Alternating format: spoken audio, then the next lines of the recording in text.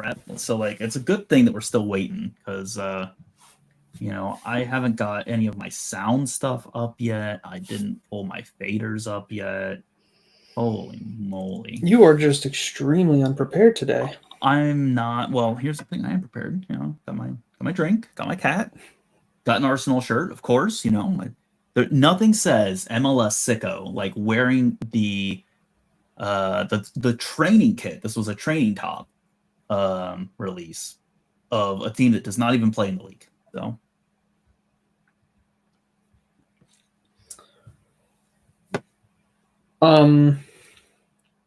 I will say there's like a huge boom of soccer support in the United States for like Arsenal and Chelsea and Liverpool. I'd say the most Americanized teams are like Tottenham, Arsenal, Chelsea.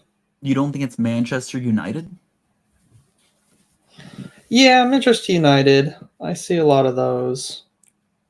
I feel like I see a lot of Tottenham as well. I think maybe because of Clint Dempsey. No. I think it's confirmation bias.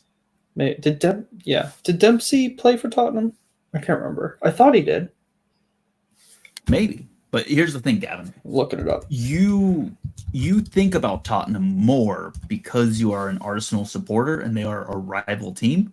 So when you see them, you notice it more because you're like Tottenham. That's fair.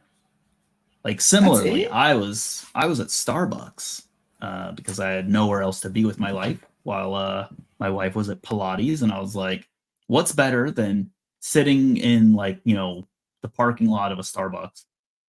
And I thought to myself, going into a Starbucks and getting a coffee and not being a creep is probably better than sitting in the parking lot of a Starbucks. Yeah, so I agree with that. But here, case in point, someone walking out, I was wearing an Arsenal shirt, as you do, on the weekends, and they, of course, saw the shirt, and they were like, nice. They're like, go Gunners. They're an Arsenal fan. They saw it. They recognized it. And I appreciated that they were wearing a Philly Union 2, like athletic pants and, game top. What I'm saying is the Philly Union 2 were at the local Starbucks that I was at. That was very cool.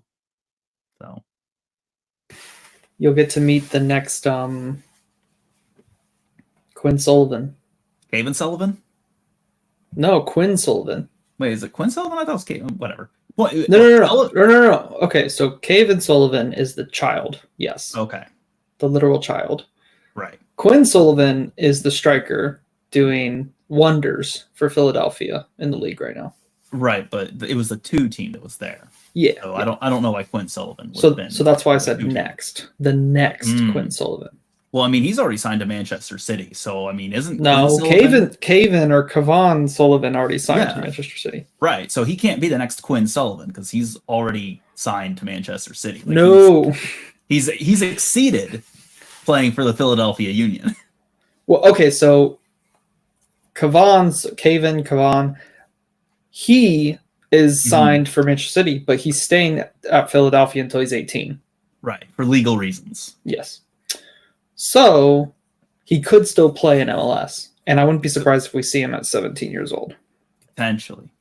It's like just a smart thing for the league to do to get someone that hyped some minutes in the league.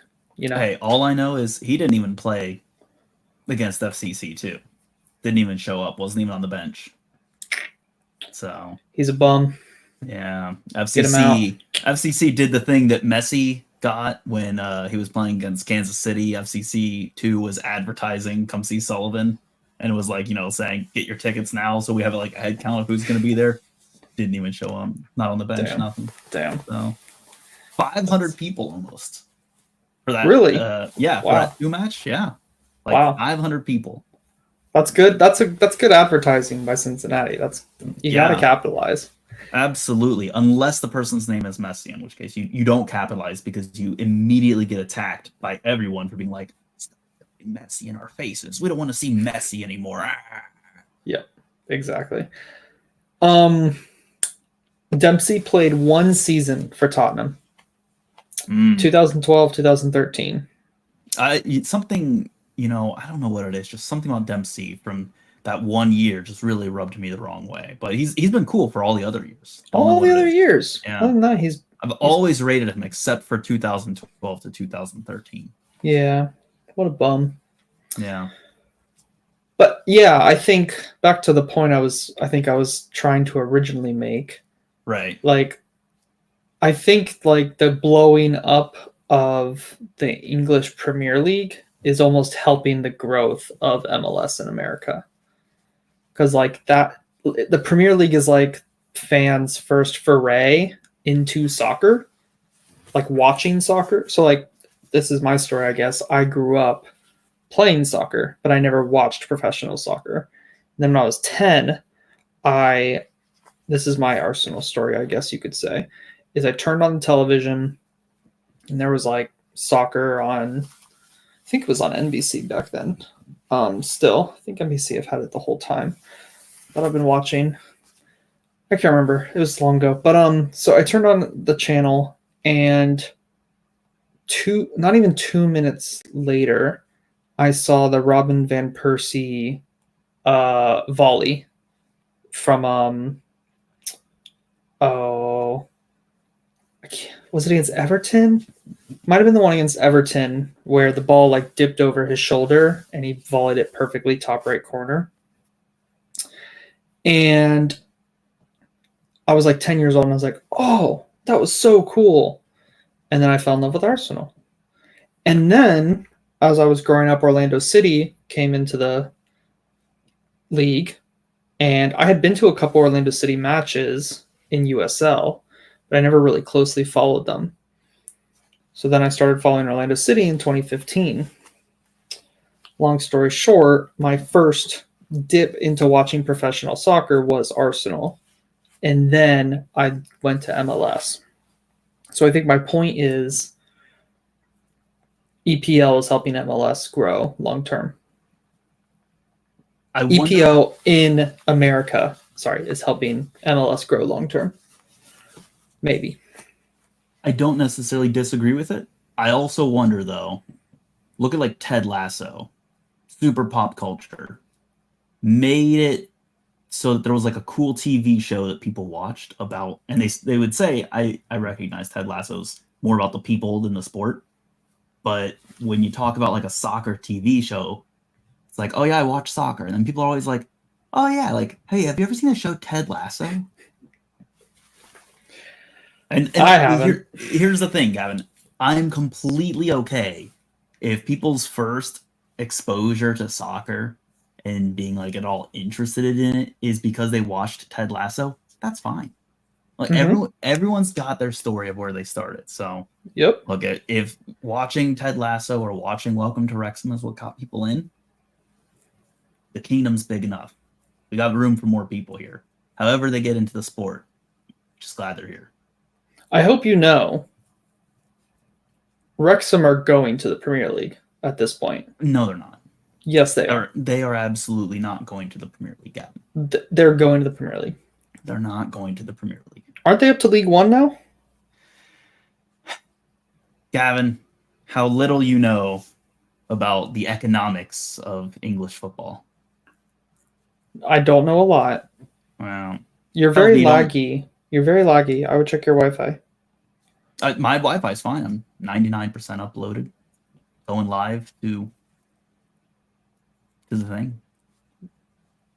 Well, for me, you're very laggy. I'm looking at the stream, and you're fine. Maybe, Gavin, it's not me this time. Maybe it was never me. What if I just replaced all my Wi-Fi, and it turns out it was actually Gavin the whole time, his Wi-Fi, and he's like, your Wi-Fi is not good. Your Wi-Fi is not good. No, last time it was you. Okay, so welcome to Wrexham. You don't think Wrexham can make it to the Premier League? If they here's the thing. I don't think in the current setup that they go to the Premier League. For them to go to for them to go from League 2 to League 1 after just going from the National League to League 2, that's already quite a big accomplishment. I I don't think you see them immediately do the triple because League One's a pretty big step up. And even then, yeah. But Gavin, even then, getting from League One into the championship and then to compete with the level of talent and money in the championship is a huge task that I don't think Rob and Ryan manage on their own. And so I get it. I don't think the current Wrexham with Rob and Ryan being like your main driving force there, like you would need some sort of like mega consortium to help push them over the line. And I think that takes away from Wrexham as like the current entity that people follow it for. Yeah, I don't know. I feel like players want to play there. Like, who was was it Ben Foster? Yeah. Who played a game for them in the FA Cup? He played a season for them, I bet. Yeah. Came out of retirement and signed for them. Yeah. So like, I think there'll be players who like want to play for them. Honestly, just because of the name and the recognition, and you're on the TV show, and hey, don't the players get paid more money? Like, well, I mean, the TV show definitely constitutes a pretty significant amount of their turnover now. But yeah, I think their sponsorships are still more. But the sponsorships come probably because of the TV show. Yeah. Yep. But hey, sorry, back to what back to looking at my desk mat here that says, "Come on, you Gunners" on it, and looking in the camera and seeing my shirt. Hey, fun fact, their goalkeeper, Okonkwo, is an Arsenal loanee. Yep. There we go. Everything comes back to Arsenal at the end of the day. Everything does. I bet they're the center of the universe. That's right. Yeah. Top of the table too right now. So hopefully it stays that way. Yeah. All right. Well, let me message the one person, our special guest that we're waiting on, to see if they will be joining us here soon. If not, then we'll just go ahead and start without them. Yep.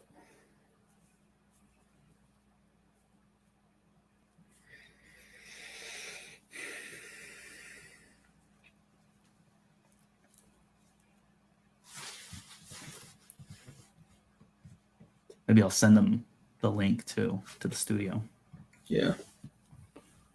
No one's DM'd us on the Twitter account, so. They said they're still coming. Okay. Said they're on their way. Okay. They responded, so. Invite the studio. Take this link. Oh, here you go. Click this link.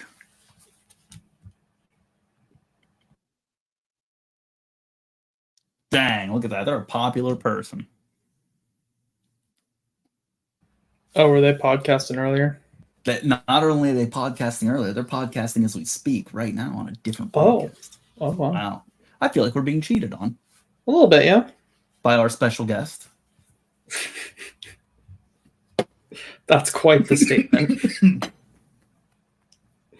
Yeah. All right. Oh boy. I'm looking at the form. Yeah. The form guide. And I'm looking at the bottom of the table. Which league? Our league. Okay. MLS. It's rough. It's rough down there. Don't look at that.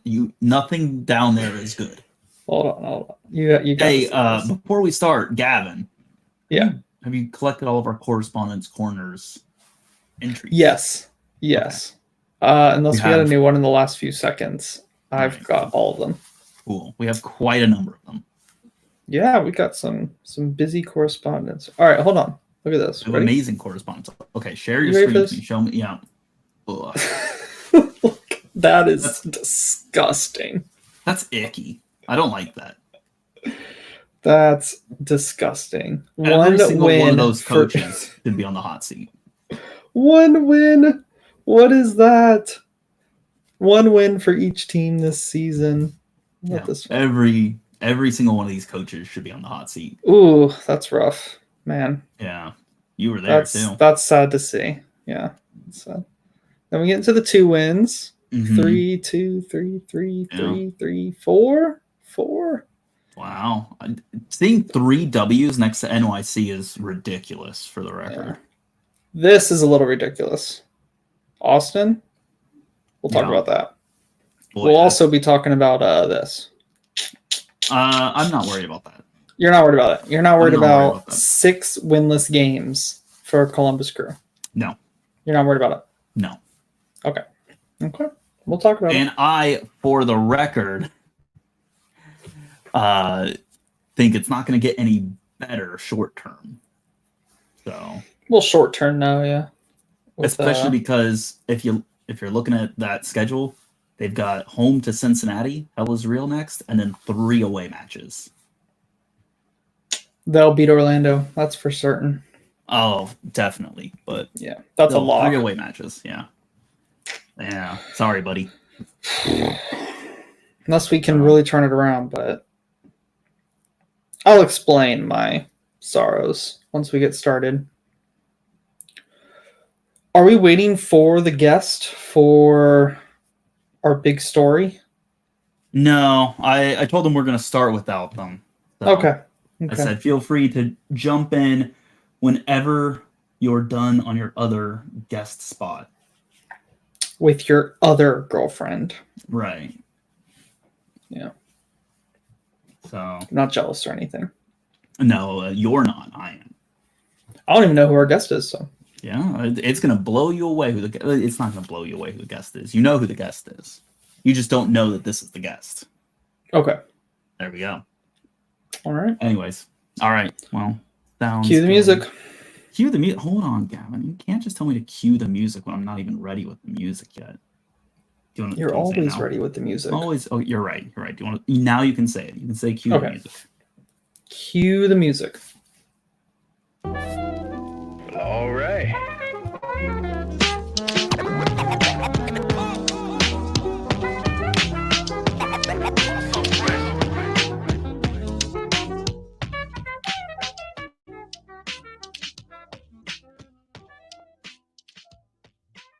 Hello, everyone. Welcome back to the MLS Now podcast. I'm your host, Russell. You can find me on social media at Mr. Dangerous. You can find the podcast on social media at MLS Now Podcast. And remember, you can find it also on the website at mlsnowpodcast.com. Joining us tonight, we have a wonderful guest. They're not here yet.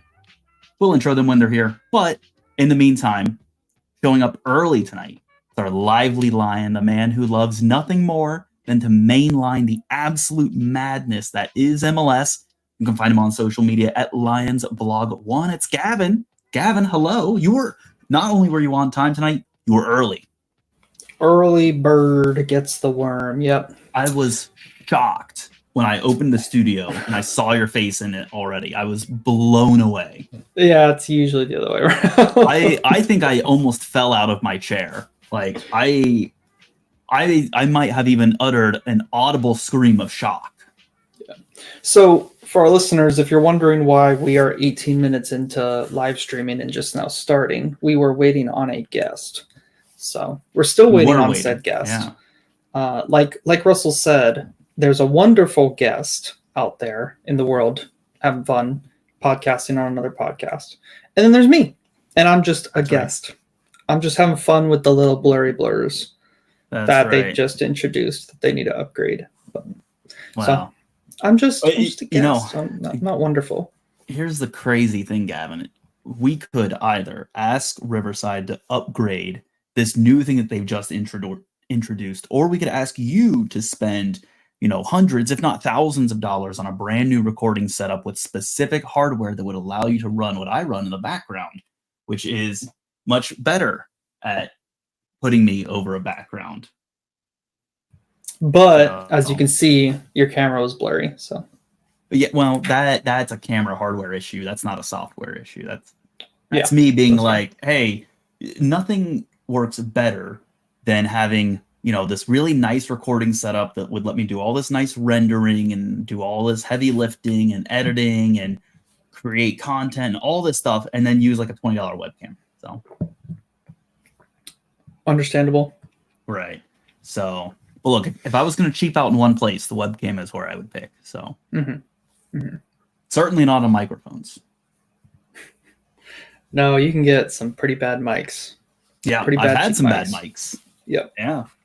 So, hey, you know what? While we're still treading water here, Gavin, drink check. What you got tonight? I got the last of my killer brownie brown ale.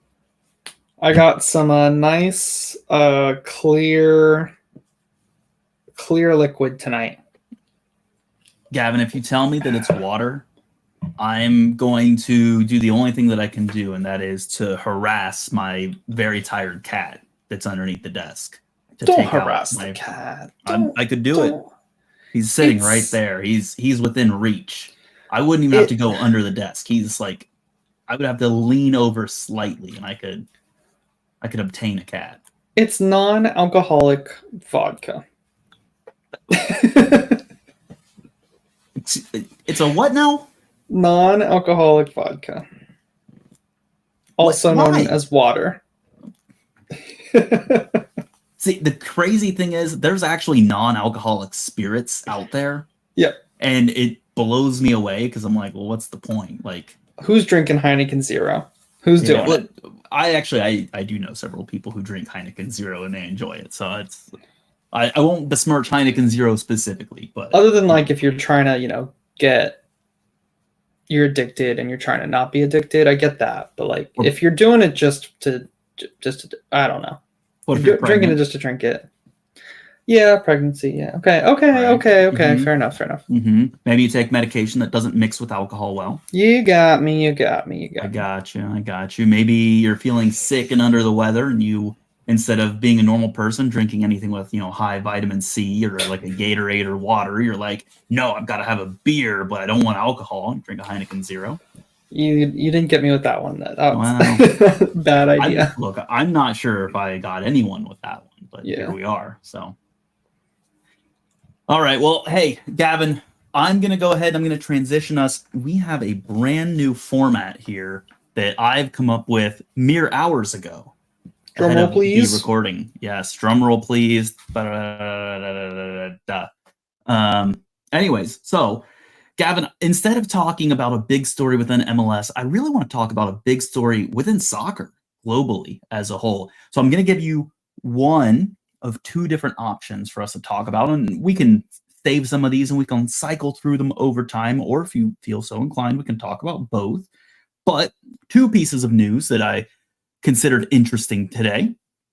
First off, English Premier League voted provisionally to approve a spending cap based on the lowest revenue earning team in the Premier League, and it's 5 times their commercial/broadcast income, and that's now the new cap for spending. And I believe there's some infographics that went out, and it shows that only Chelsea would actually be affected by this cap because everyone else spends less than like the $500 million per year that is otherwise allowed. So, but nominally, it's a cap on spending. That's topic A. Topic B, I don't know if you saw, this will come into effect in Leagues Cup, no less. Some beloved celebrities, Ryan and Rob, now have an interest in a Liga MX team, Necaxa. They have bought in, and they bought it already, or they're interested? They bought an interest in the club. They're not the sole ownership, but they have a partial ownership position based on what I've seen in the news, which I think really takes us back to, pop culture, celebrity involvement in clubs, and how good or bad that is for building A, brand identity, or B, interest beyond just the ball and the players on the field. Again, for better or worse. So I'll let you take your pick. Do you feel more strongly one way or the other on either of these stories? I like them both. Let's start with option A, and we'll come back to Robin. Who? Robin Ryan? Ryan, that's right. That's right. We'll come back to them. If you can't tell, Gavin does not watch Welcome to Wrexham. Which, not a lick. if you are watching this live and potentially listening to this on the day it releases, season 3, episode 1 comes out this week. I believe May 2nd it premieres. So there you go. Ooh, so amazing. Gavin is sarcastically excited. I'm actually excited. I enjoy the show. It's a good show. Fair. Yeah, okay, fair. I won't yuck your yum. It's a lot By the of way, people's yum, Gavin. I don't think we do this a lot, but we never really call out the episode title. Last week we did Expect the Expected because a lot of the results seemed to go as expected. Right. This week we called it what did it end up being called? I believe you texted me. Yeah, I did. Weekend, it's in the thumbnail, but I can't see the thumbnail. It was something along the lines of "This dumb league makes no sense." Yeah, this dumb league makes 0 sense. That's what it is. So that's your title this week. I think it fits because this league does not fit. It makes zero. The league doesn't fit, but the league doesn't make sense either. So, anyways, all right. Well, hey, let's talk about something that apparently does make sense to the rest of the world, which is capping expenditures within the sport. MLS already does this. We have the salary cap. We got GAM. We got TAM. We have homegrown subsidies. You have draft picks. You have free agency and designated players. Like, we have all these roster mechanisms that we use to sort of sometimes spend money, but largely we try and cap out how much teams can really spend across the board. And it seems like other places are starting to cap that out. Now, what's going on with the Premier League, it's interesting because unlike financial fair play, which caps based off of a percentage of each club's turnover, this is based on one specific club, in this case, the lowest earning club within the Premier League for any given year, and it's 5 times their commercial and broadcast revenue, which for the Premier League, very rich league, still tons of money. And as we said earlier, does not appear that it's going to affect many clubs at all, potentially just Chelsea, who didn't even vote against this proposal. They abstained, fun fact. Of course they did. So, I think what comes across to me on this, and you can feel free to pick this apart, or if you're listening to this and you disagree and you want to say, Russell, you have no idea about English football either, feel free to, hit me up on social media at Mr. Danger Russ. But to me, this almost seems like an effort that might be geared towards just capping off transfer fees. Like, that's where huge expenditures are going every year. And honestly, it seems like you don't see a whole lot of moves for other teams in Europe until these English teams move and they flood the market with money. Huge, enormous amounts of money. They'll go out and it's like, what, Declan Rice was $100 million to another club. Well, and then now, West Ham goes and they're like, well, now we've got all this money. We can go spend it. And they go to Ajax or wherever he was and go get Mohamed Kudus. Yeah. And, that money continues to flow out. And it doesn't even necessarily have to be within the Premier League, right? Like, look at Mudryk, brought from Shakhtar Donetsk in the Ukrainian league. I think he was also $100 million. And, granted, that's a little bit different, shadier circumstances that went on there. But point being, these are huge, enormous, outlandish transfer fees that are flooding the market with money. And then it's driving up the prices of all these other players. Rightly so, because they see how much these clubs can spend and they're thinking, I want a piece of that as well. I'm contributing to the club. But I think eventually it does start to really push the game down for anyone who isn't, if you're not a have, if you're a have-not, the have-nots really start to lose out on basically everyone, because if you don't have the money, you're not getting the players. Just full stop.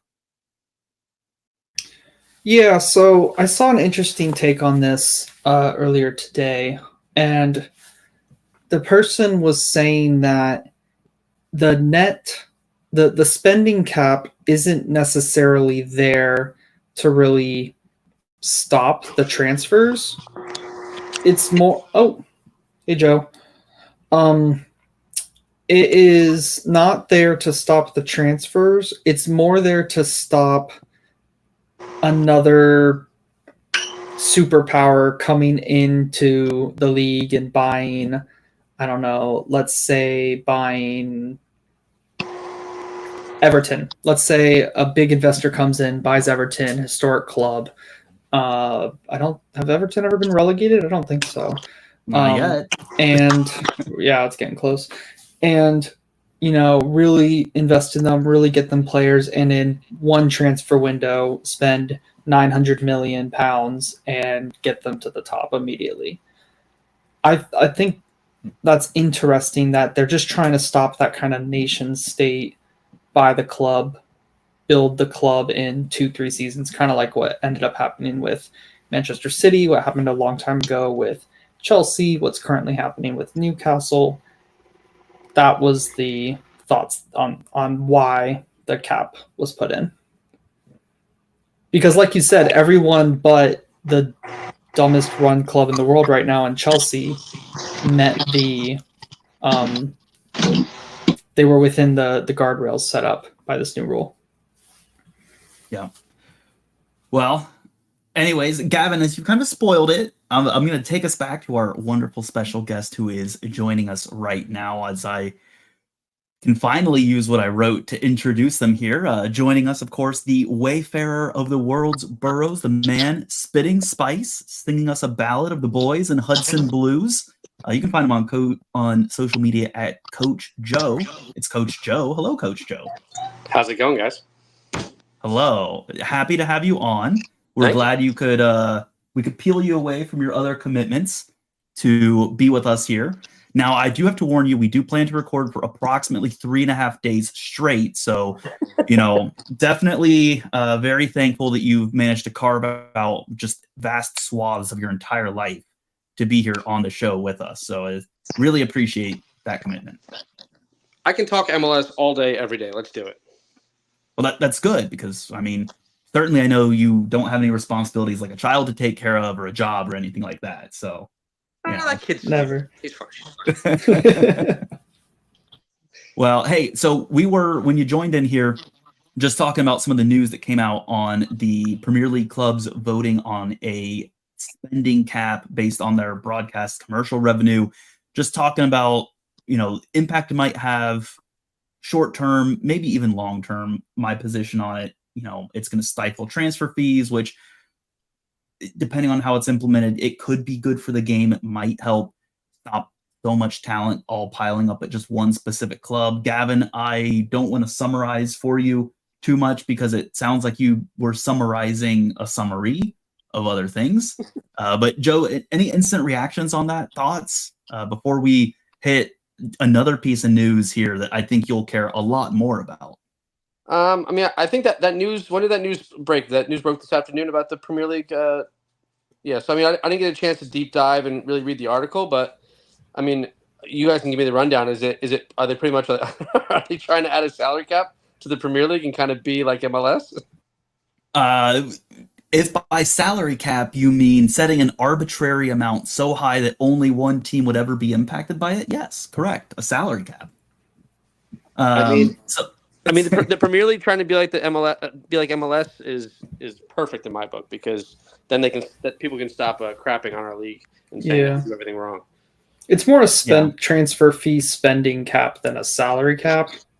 So. Well, I think that's it too because the Premier League they throw around silly money in that league for people. Like they just spend. The only thing, like every team in the Premier League at the top of the table is like the Yankees. Like they're just spending to spend. And that's because the teams that are selling their players, they know they have that money and they're willing to do it. And so, like, hey, we have one of the best players around. You're gonna have to spend. You're gonna have to give us all your money, essentially. Right. Well, and what they think is all their money, and then they're like, "Oh, dang, you got all of our money." Anyways, hey, other team, do you also want $100 million for this player that we said we didn't have? It's absurd. Yeah. So, anyways, just one piece of interesting news there. I'm very curious as to how it's going to pan out long term. I definitely think it's going to have a ripple effect on transfer fees. That's just my gut instinct is when you can't go out and willy-nilly spend $100 million all the time on your players, either more players are going to spread out outside of the Premier League, or maybe just everyone goes to La Liga, to either Real Madrid or Barcelona. Maybe not Barcelona because they're broke right now, but You know what I like about it though is it's very simple. There's a cap, don't go over it. And sometimes I just wish that's what we had here in MLS. None of these DPs under 22, DPs and under 22 also interact. You can have these different scenarios.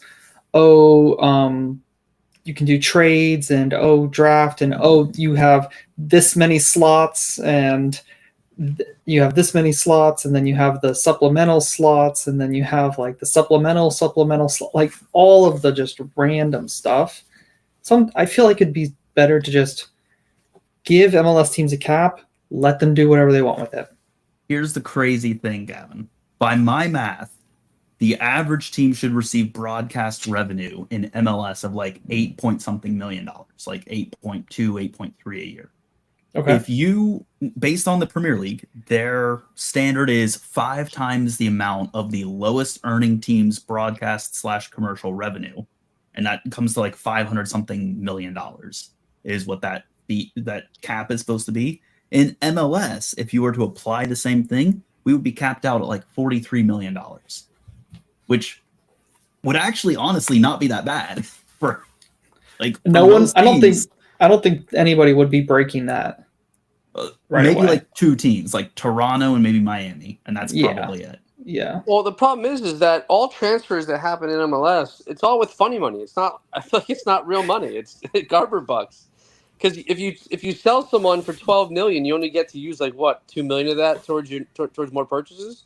They just changed $1 it. million. So They money just doesn't changed it matter. to 3. What you sell someone for doesn't matter. What's it gonna do? It's gonna help you build facilities and build another. If you're the crew, build another stadium because your other one is Right. gonna fall apart. So like what I mean, MLS becoming a selling league. What good is it? Because we can't use the money that we sell people for anything other than stuff inside the club. They just changed it recently for this summer. Sales now, I think GAM is max. GAM that you can convert it to GAM is now maxed out at 3 million, which is actually a huge change if you think about it. Because GAM is used for a lot of different reasons because it's the funny money of the league, like you said. Is TAM dead now? I think it's going to. It's definitely going that direction, but I think by the end of the current CBA, it is supposed to be phased out. Yeah. RIP TAM. Yeah. Well, hey, you still got quite a number of years that you can enjoy it. So, all right. Well, hey, you know what? I have one other topic here, really high level, quick, so that we can then jump into some games here. Rob and Ryan of Wrexham Ownership, they bought a stake in Necaxa in Liga MX. Guys, celebrity owners for teams, good, bad, indifferent. Where do you stand? Good. Okay. Just the brand, cross-pollination between sports. And I don't know if didn't KD invest in a team? I don't know. Maybe. Somebody like that invested in a team, and it's like, oh, hey, there's a soccer team. They exist, and my favorite player invests in them, so maybe I'll check them out one time. I don't know. It's decent, I guess. Maybe not good. Decent. I think that's the same thing that's going on with like Patrick Mahomes and SKC, though. So, and how many people know Patrick Mahomes is invested in SKC and follow SKC because of them? So, in case you can't tell, I fall on the indifferent side. I think ultimately it's not about celebrity owners. I think it's just how well, either the celebrity owners or whoever is producing content is telling the story and selling the personality to people. It doesn't matter who the personality is. Yeah, I mean, I think celebrity owners are a good thing in the league, especially if they're polarizing and going to help bring awareness to the league and maybe bring in some fans that maybe wouldn't have found this league otherwise, but maybe just started following the league or the club because of the standing of the owner. Do I like that they decided to pick a Mexican team to buy? No. I mean, I would have rather them jump on an MLS team. 'Cause, I mean, and I don't want to see the Mexican league succeed or do anything good. that's just how I feel. But yeah, I mean, I can't think of a situation where having a well-to-do celebrity throwing cash at a soccer club is going to be a bad thing. If they have tight pockets and don't spend, then that's a problem. But if they're willing to spend the money that they've accrued over their lifetime, that's always a good thing, right? Well, hey, in that case, they really should get in on MLS because there's absolutely some cheap owners in MLS and they're not going anywhere. So, Kevin Durant invested in Philadelphia. That seems on. Or sorry, he's a 5% owner. My bad, not invested. 5% owner. I thought that was weird when that came out because I mean, the other owners that bought clubs, they bought clubs in areas that make sense. Will Ferrell is an actor, LAFC. Drew Carey, I believe, is a Seattle native. Is he, or is he a Cleveland native? I remember watching Drew Carey in that show back in the day, the Drew Carey show that was on TV. Where he was. Like, I thought you were going to say whose line is it, anyways? No, I'm older than that. When he was on TV, he had this show where he was like a diehard Indians fan. Cleveland Rocks. You have to go watch it on YouTube.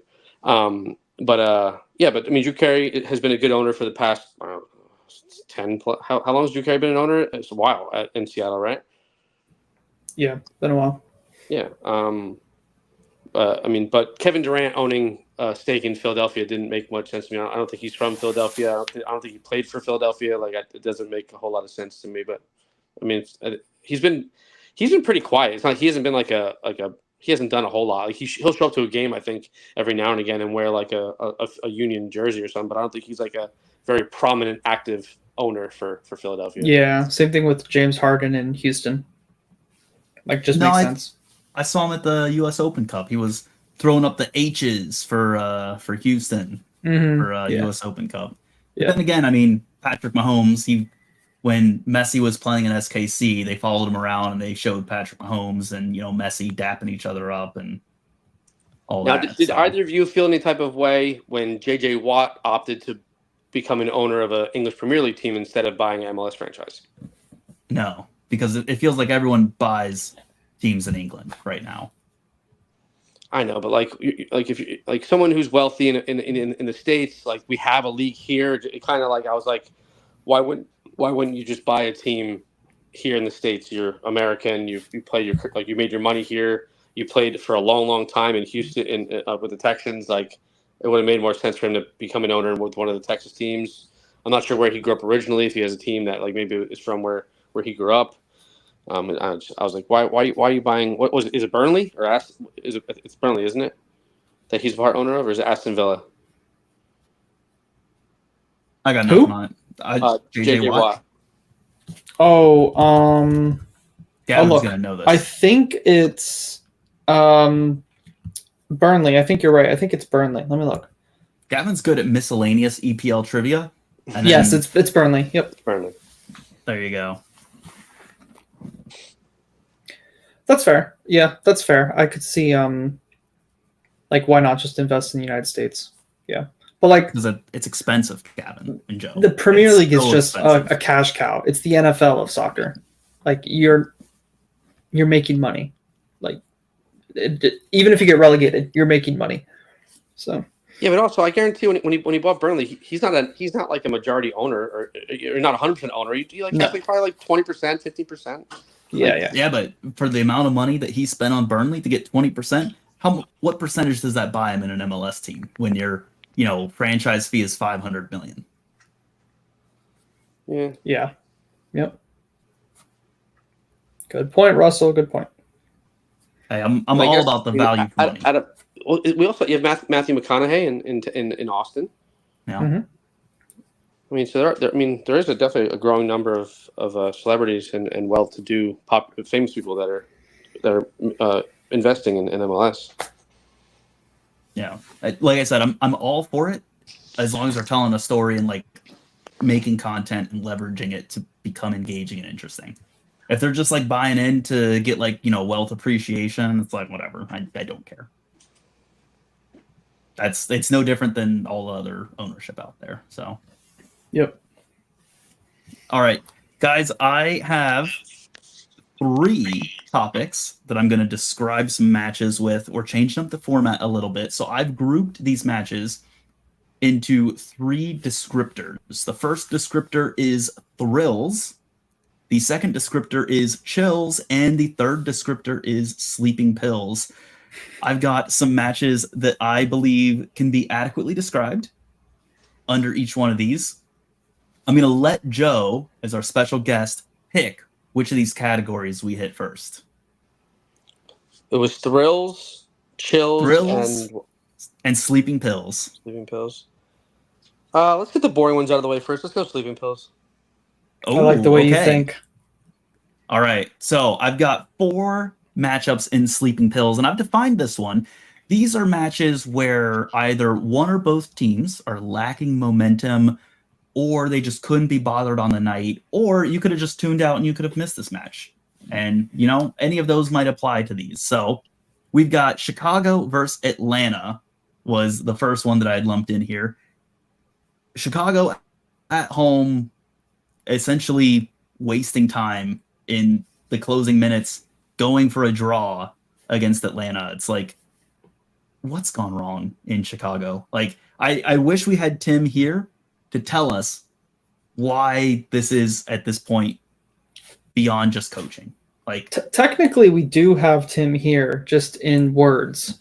Yeah, but I want Tim's passion. I want his exasperation and just disappointment to be like, I'm a Chicago fan and I need help. So, but yeah, initial hot take on this one. Atlanta, for me, are back in that weird point where I don't think they have any idea how they're going to play week over week. Sometimes they play great, and sometimes they show up and they score 0 goals against the Chicago side that I don't know if, like, they have 1 win, 2 wins this season, and how many clean sheets, if any. Like, 0 goals in Chicago against this Chicago team is unacceptable. And I agree with that.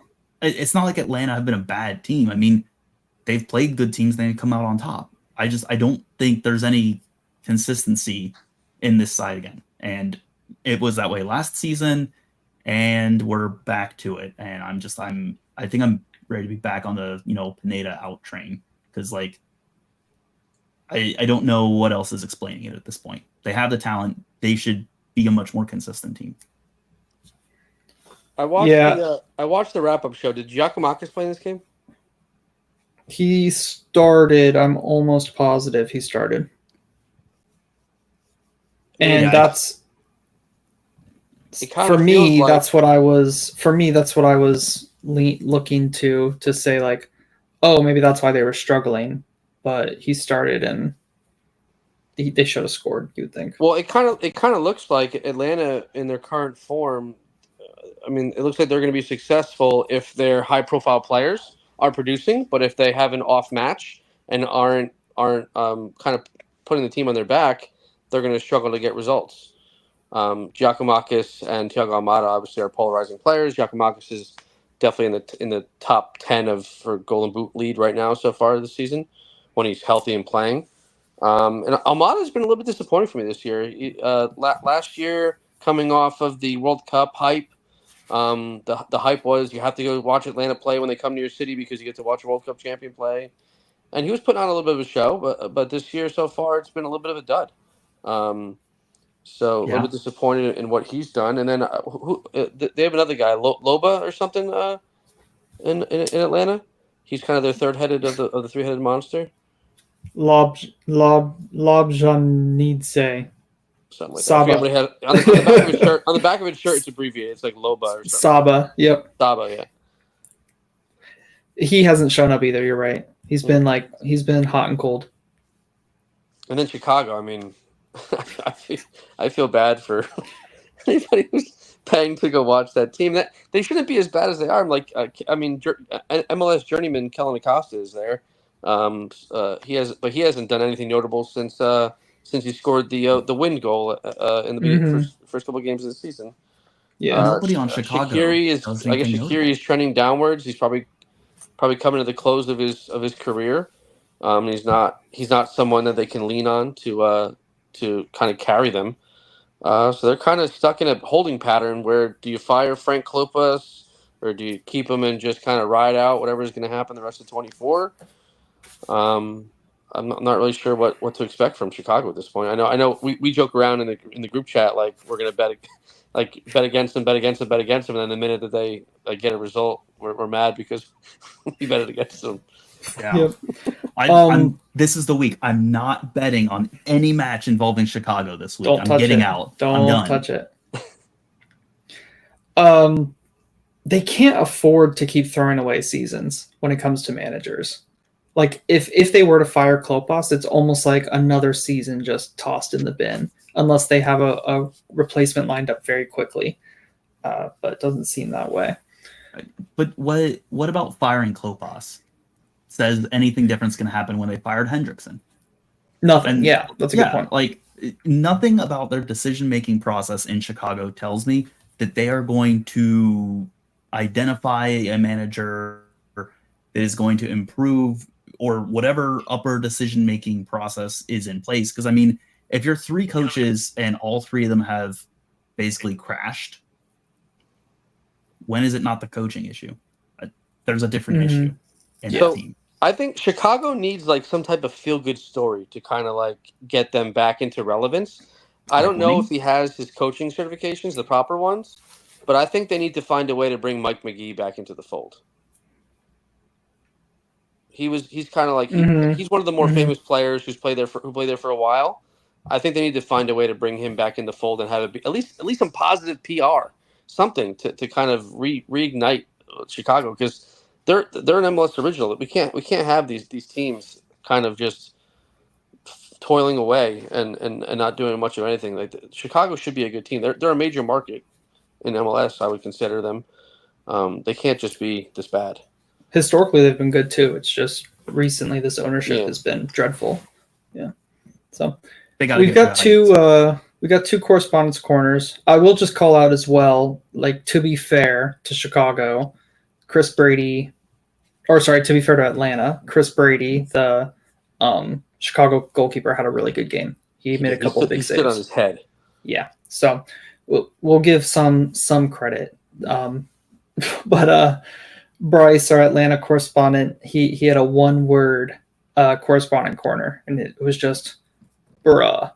I think that summed up Atlanta really well, because like you're going in that game thinking, okay, we're going to win this one. Like, we're better than them. And yet here they are. They find themselves dropping 2 points. And then for Chicago, Tim's got a long one.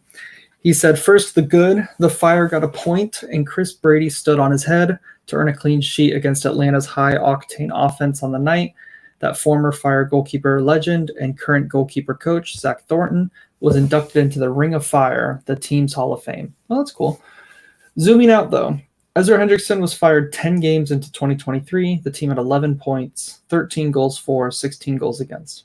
10 games into 2024, the team has 10 points, one less, having scored 11 goals, 2 less, and conceded 18, 2 more, despite the addition of club record signing Hugo Kuipers alongside Kellen Acosta and a revamped back line. Team hasn't scored in 282 minutes on the pitch and has just 1 goal from open play in the last 5 games. And yet, Klopa's seat doesn't feel hot. Everyone in Chicago has seen this show too many times to blame the manager. I mean, there's nothing more to say there. Chicago, how many minutes scoreless? 282. Oh my god, that's insane. That's insane. So I can empathize with that from previous years for FCC, and it sucks. Is TJ Sapong a free agent? Is he available? He might have retired. I don't know.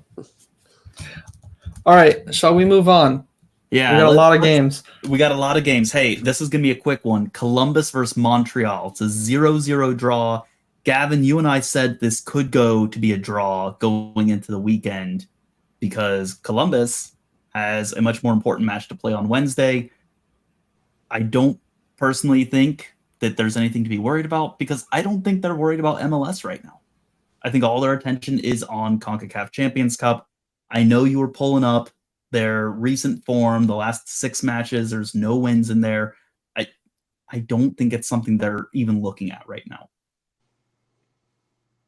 They had a bit of a lull in Champions Cup. I think 2 weeks went by between quarterfinals and semifinals. Obviously, the last 2 games have been impacted by the Champions Cup, but 6 games without a win? 6 games? But how many of those are losses and how many of those are draws? It's 5 draws in a row. Ugh. It's a loss at Charlotte and then 5 draws in a row. And I get there's going to be rotation from Champions Cup, but in between, I would have expected them to get at least a win, and that's what's got me feeling a little iffy on them right now. Well, this last game, I'll ask you 2 questions. Did Cucho start? No. They're in the middle of their. Did Rossi start? No. Okay. I don't believe so. Then they weren't expecting to win this game. Right, yeah. They definitely rotated big time, as they should have. That was the correct decision. So. Did Nagby start? Let me look at their lineup. I don't remember if Nagby started. All this to say, Joe, No. I think you and I agree. So no Not worried Nagby, no about this Rossi, match. no Cucho. Yeah, they weren't trying to win this game. Yeah, the only out and out starter was Aiden Morris, Zawadski, and the goalkeeper. Yeah, no, this was rotation. They didn't care about this game. They're focused on Conca champions, trademark Andrew Wiebe. Yep. Yeah. And I think we had a correspondence corner on Columbus. Oh yeah. Who's Columbus again? Is that Devin? That's Devin, right? Yeah, it's Devin. Okay. He said they drew. He sums it up about as well as any of us can. Yeah, they drew again, but a much bigger game is on tap for Wednesday, and that's it. That's all there is to it. I will say, on the fact that Columbus rotated, if I'm a Montreal fan, I'm pretty frustrated that we didn't get the win. Like you said, Russell, their main focus is on Champions Cup.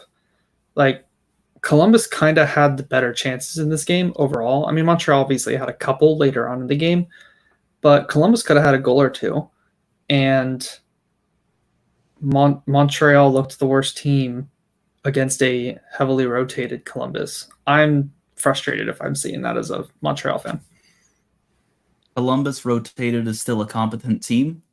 I'm not convinced that Montreal is fully ready to be a competent team. They're going to have moments that they look good, but they have a long way to go still. I'm not reading too much into this match. Did Borat play for Montreal? And by Borat, I mean that the Sacha Baron Cohen, the guy with the mustache, Kokoro? No, he was out this week. He didn't play? He didn't play. That's why Montreal didn't win, because he's I think he's the only player that is worth their weight in gold. He's the only one that can score goals for that team. That's what I'm thinking for them right now. Is they're a team of good, solid teammates, but they don't have those individuals who can bring them to the next level right now. Yeah. All right. I'm gonna move us on though, because I don't want to spend tons of time talking about these matches, admittedly. And I'm going to throw another not great one your way. Hey, Nashville versus San Jose. I feel like I would rather watch paint dry than watch either Nashville or San Jose play this year. Just full stop. And I apologize to Nashville fans and San Jose fans that are listening to that. Both these coaches need to go. Nashville fans on social media are seemingly fully on the Gary out train. I don't know if I've seen any Luchi Gonzalez out steam from San Jose, but he's got to go. Just these teams need resets. Full stop. That's it. No.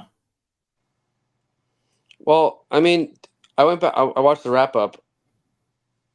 The San Jose defense actively ran away from Hani Mukhtar as he shot the ball from 30-ish yards outside the box, like from net, and placed the ball far post side netting. Like he won an MVP in this league. Like, how are you running away from him? And like I think he took a shot and it got deflected, and then he got the ball back and then shot it again. Like what are you doing? Like I feel like play the Taylor Twellman. What are we doing? What are we doing? Like Precisely. What are you guys doing? Yeah. On the topic of Mukhtar, I mean, it feels like forever since we've even talked about him, Russell. Like, that's definitely a big part of Nashville just totally hitting the gutter is Mukhtar's absences from injury and just not being available. And then just when he's on the pitch, not really, being absent as well while playing. I think he's frustrated. Like, the fact that he's taking 2 shots from 30 yards out tells me that he does not think that there is any better opportunity on the field, right, with 10 other guys on his side. Like, that sucks. Didn't they splash? Was it Surridge that they splashed for the striker? And he's been playing for them, right? But he's just not doing well. He's been half decent, but he's not. He's more of a service guy. Because if you look at Nashville's roster, like the only other player that that instills a little bit of fear in me, and he really shouldn't, but it's the Schaffelberg. He's the only other person that can provide like moments of brilliance other than Hani on that team. Yep. At the moment, you're spot on. They have a bunch of Red Bull cast-offs over there, and they're getting older. Mm-hmm. So, I mean, I don't think that their roster construction is in a place where they're going to be able to contend.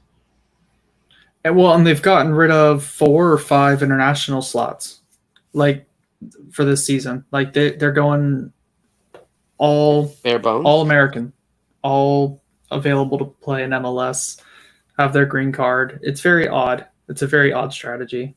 Yeah, I mean, it kind of seems like they're just mailing it in this season, and they'll, I guess, reassess going into 2025. They must. It's just crazy. Fans. The only notes I have on this as well is like Nashville's identity is their defense usually, but they're 1-0 up against pretty much the worst team in the league, and the San Jose goal is their line being insanely high for no reason. Like they're all the way up, pretty close to the halfway line, maybe like 10 yards back from it. And San Jose have the ball like right there. And so they've stepped up for really no reason. San Jose get in behind and score. And it's just like, yeah, that's the mark of a bad team. Like, what is that coaching? What is that instruction there? Why are you that high for no reason when you're 1-0 up at home? Like, is Walker Zimmerman back yet? I don't think so. But so that's a big miss for them in the defense. Yeah. But still, they have like 9 center backs. Fine. Nashville has talent. I mean, Shaq Moore at fullback, Walker Zimmerman at center back. Is Romney there? Did Romney go there from New England? I don't think so. No, Romney left Nashville to go to New England, I'm pretty sure, right? Yeah. Shaq Moore when he's healthy. Mm-hmm. These are U.S. men's national team guys. I mean, in theory, they should be pretty stout defensively, but if Walker's out, then that throws a wrench in everything. Yeah. Look, the names on paper look pretty decent, right? When all are fit, they look like they have a decent squad, but it's just like it just doesn't work for whatever reason. And then on the flip side, San Jose, I mean, you have Espinoza, and you have Jeremy Ebobisse, who, I mean, I would take Jeremy Ebobisse on NYCFC right now because our strikers aren't worth a damn. I don't understand how San Jose could be this bad. Like, they're just so bad. I have no notes on them. Just hands up. I don't know. Don't they have Jackson Yule too? Like another young American, yep. Well, not young anymore, but an American player. Yep. I don't know. And Guerrero used to play for Dallas. Yeah, I mean, they bought him. 10 games in. They're still like, I guess you can. Clubs are forming their identity for the season, but like, I would say over the next 10 games, if it doesn't change at all, then you're kind of like, the season's over. Yeah, that's a good summary. And San Jose have 4 points this season. Their Same as New season's England. over. I just straight up. Hey, that's what we said about SKC last season. It's not over. You know what? If Luchi Gonzalez turns it around, he can keep his job. Yes, I agree with that. It's not going to happen though. But And the West All right. is pretty weak, I think, right now. So crazier things could happen. oh yeah, that's good. That's a good point. If the West is weak and San Jose is on 4 points, I think that should tell you all you need to know. Yeah. Also a good point. Yeah. All right, look, this conversation has put my cat to sleep, and I'm worried it's going to put the listeners to sleep. So I'm going to move us on to our last of our sleeping pill matches. Dallas versus Houston. Guys, I just want to throw some notes on this match your way, and I think this will tell you all you need to know. Houston has Griffin Dorsey sent off in the 5th minute. There was 50 minutes between that sending off and when Dallas scored. And just to give you an idea of what this match looked like from a threat standpoint, there's a stat called shot creating actions, which I'm going to talk about more later, but Houston had 3 in 90 minutes, and Dallas had 47.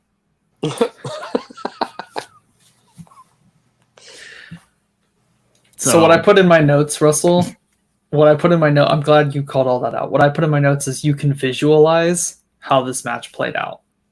Like without even watching the game, 2-0 Dallas over Houston, red card in the 5th minute. I know exactly how the game played out, and I didn't even have to watch it. And so the fact you read those stats that I didn't even know, it's like, that tracks. That tracks. Just 2-0. Dallas were trying to pick the lock. They were controlling the possession. They were the ones attacking. Houston's just sitting deep, not really being able to do much since they're down to 10 men. Just, what a boring match to watch. That's it. That's my summary. 47 shot creating actions versus 3. I mean, I think if I'm not mistaken, Ache is still out with injury, right? No, he's easing back in. But he's not at On the he's bench. not at peak. I mean, Ache's old. Yeah, like he's gonna take him time to recover. He's not 100%. You're right. But also, Jesus Ferreira also out with injury right now. Jesus Ferreira? Yeah. Yeah, he's been out for a while. Yep. Yeah. So I mean, like like each club's stud player is not either not playing at all or working their way back from injury. So I mean, I think that's a large contributor to their poor form. But I mean, Dallas is a team that has isn't Areola there? Legette's there, right? So Yeah. They've been struggling with injuries though. I know, like, but they should big time. Like with those guys, they should be better than this. Like They should be, but like they're not fit. I mean, these are Velasquez guys that barely up until played. very recently were Ferreira. playing meaningful minutes for the U.S. men's national team. Yep. It's just been a struggle for them. And Houston, I mean, outside of Ache, I mean, I keep picking their one like winger for Coco? fantasy because he's a high value. He's high value, low cost, high production. What's his name? Ibra on Houston. Ibra. I thought you were going to say Coco Carrasquilla because that's who I would pick as like their Aliyu. guy. Aliyu or something like that, right? Aliyu. Yep. Yeah. So he's a pacey winger and he's been bagging some goals for them so far this year. But I mean, who's their 9? Like who's their guy in Houston? I know we NYCFC traded Gabe Siegel over there. He was like our third string striker / NYCFC 2 player. We traded him to Houston, and he was getting some burn there a little bit. But who's their 9? They bought this guy last year. I think he's injured right now, but he hasn't really worked out for them. And I mean, Kowalczyk, he's a supplemental roster slot guy for Houston who started at 9 this weekend. I mean, so it sounds like Dallas is going through a big injury bug, and Houston is just their identity list with no true 9. Yeah, they lost Corey Baird. I mean, is losing Corey Baird really, like, that shouldn't be the end of the world? Yeah, Ferreira. That's their striker. Oh, Who they Sebastian, paid a lot. Ferreira. Ferreira. Yep. Sebastian Ferreira.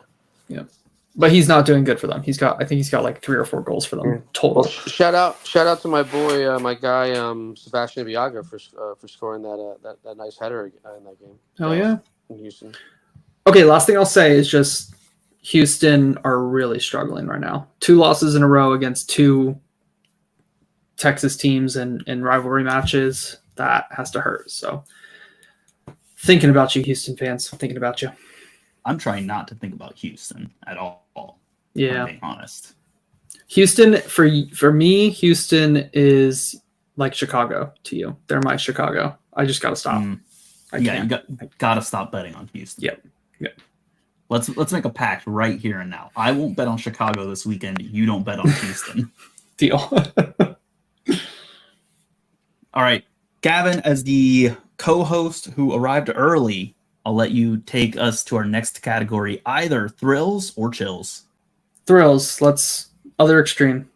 Other extreme. All right. I got 5 matchups in the thrills. We're going to start it off with some football heritage. Cue the Jose Mourinho.jpg. LAFC versus Portland. This had an own goal. It had a red card. Had a 90+2 stoppage time winner. Hey, and here's a really fun stat for you. In the 4 goals that were not an own goal, there were 5 goals in this match. 4 of them were actual shots. Do you want to guess what the grand total of XG associated across all 4 of these shots was? All 4 shots. I'm trying to think of the goals. Let's say 4 goals, 1.2. 1.2. That's a good guess. Coach Joe? 2.3. 2.3. According to Price is Right, you're both wrong. 0.16. 1.6? There's no way. 0.16. 0.16 XG was associated with these 4 goals. What? How do you figure that? Part of the stats. I used some stats from StatsBomb. 0.16 Stats XG. Bomb? Mm-hmm. I thought the only 2 places you can find stats are FOTMob and Who Scored. No, there's other places. A lot of places use StatsBomb as their database to pull from. I guess, Tillman and Bouanga were gotta be very low. Those are 30-yard shots. They're all very long shots is the thing. No. Oh, yeah, Moreno. Tillman was at the top of the 18. Okay, and then Rodriguez, what was his again? I can't remember it. Oh, his was at the top of the box too. Okay. Now I will note all of these had an okay post-shot XG, which is the XG associated once the ball's actually made it to the net. But this is based on player position, what's in front of them, where they are, the type of shot they're taking. So basically when their foot makes contact with the ball, what's the XG you would associate with that opportunity? And post-shot XG is once the ball's actually towards the goal, what's the odds that shot itself would score?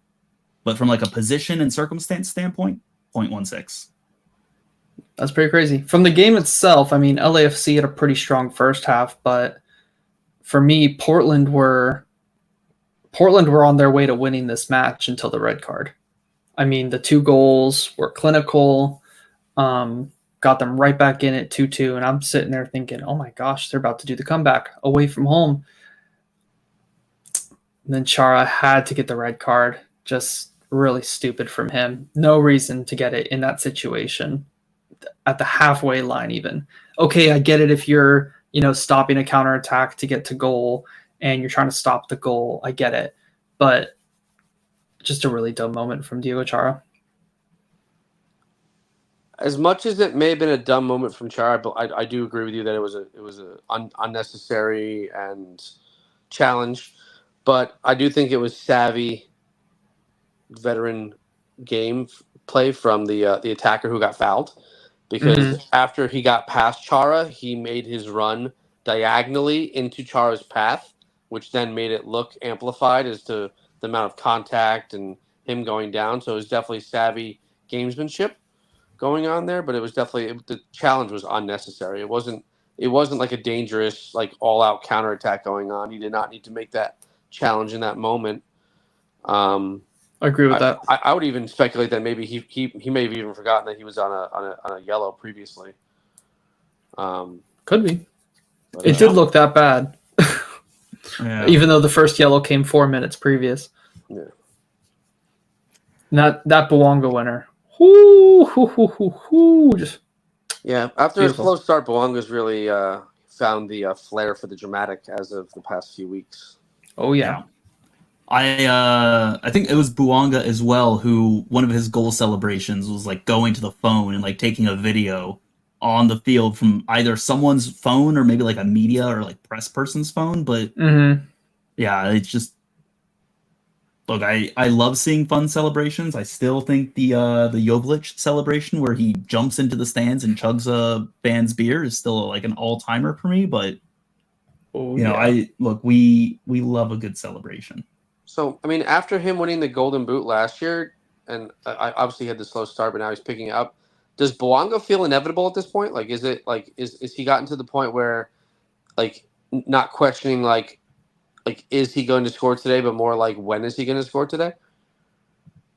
Getting there. I don't know if he's at Carlos Vela level yet, because Vela in his Golden Boot like insane year was averaging more than 1 goal per 90. I think he was like 1.05 goals per 90. I don't know if Bouanga hits that, but I would be willing to say he scores more often than like 0.5 per 90. Like, if that makes sense. I mean, for this game specifically, after the first 5 minutes of the match, I was like, "Oh, Bouanga's scoring today." Like he was just on it. You could see he was clocked in, ready to go. But I think it is kind of like some games he's all right, and then some games you can see, oh, he's on it. He's gonna get a goal today. But so he's like almost there. I think the own goal that was it Kamal Miller's own goal. It was Miller. That was Bouanga. Like Bouanga made that play happen. He drove past the defender, slotted that ball across. Mhm. If Kamal Miller doesn't hit it in, the guy the right winger is going to tap that ball in the back of the net. So like from that moment, like when I was watching it, I was like, oh, Bouanga is going to go off this game. Like he's having his way with that Portland back line. So I mean, I felt like that. I felt like his goal at the end of the game was. I felt like it was a bit inevitable. Like Bouanga is going to take control of this game and he's going to put one in the back of the net. Very eerily similar. And from like the same spot in the field, I think too, from where he scored against Red Bulls the week earlier, right? Mm-hmm. Yep. Yeah, I mean, I think I'm going to side with Gavin on this one, where it's just he's going to have the occasional match where it's like he's not fully locked in, but I do think it's going to be more often than not that you're going to be like, yep, like take a Bouanga anytime goal scorer because it's probably safe money. And then with I Portland, think it's in the negatives right now, by the way. I don't even think it's a plus. With Portland, I mean, outside of Mora and Evander, like what else do they have going for them right now? Portland? Yeah. Oh, they're doing good. They got Anthony as well. Yeah. Not Manchester United Anthony. A Is better Anthony. A better one. Is Gimme Chara healthy for them? He's not there anymore. Where'd he go? They sold him Really? this offseason, I'm pretty sure. Diego let his brother go? Yeah, it was a pretty big deal in Portland world that the Char brothers split up. Wow. That didn't make mainstream news over here in New York at all. Categoria Primera A Club Atlético Junior. I can't believe they let the other Chara go. Yep. All right, so they got Anthony, and they got Evander, and they have who's the other guy I said? Felipe Mora, who was Felipe he was Mora. on an insane scoring streak going into this match. I think he'd scored 4 or 5 games in a row.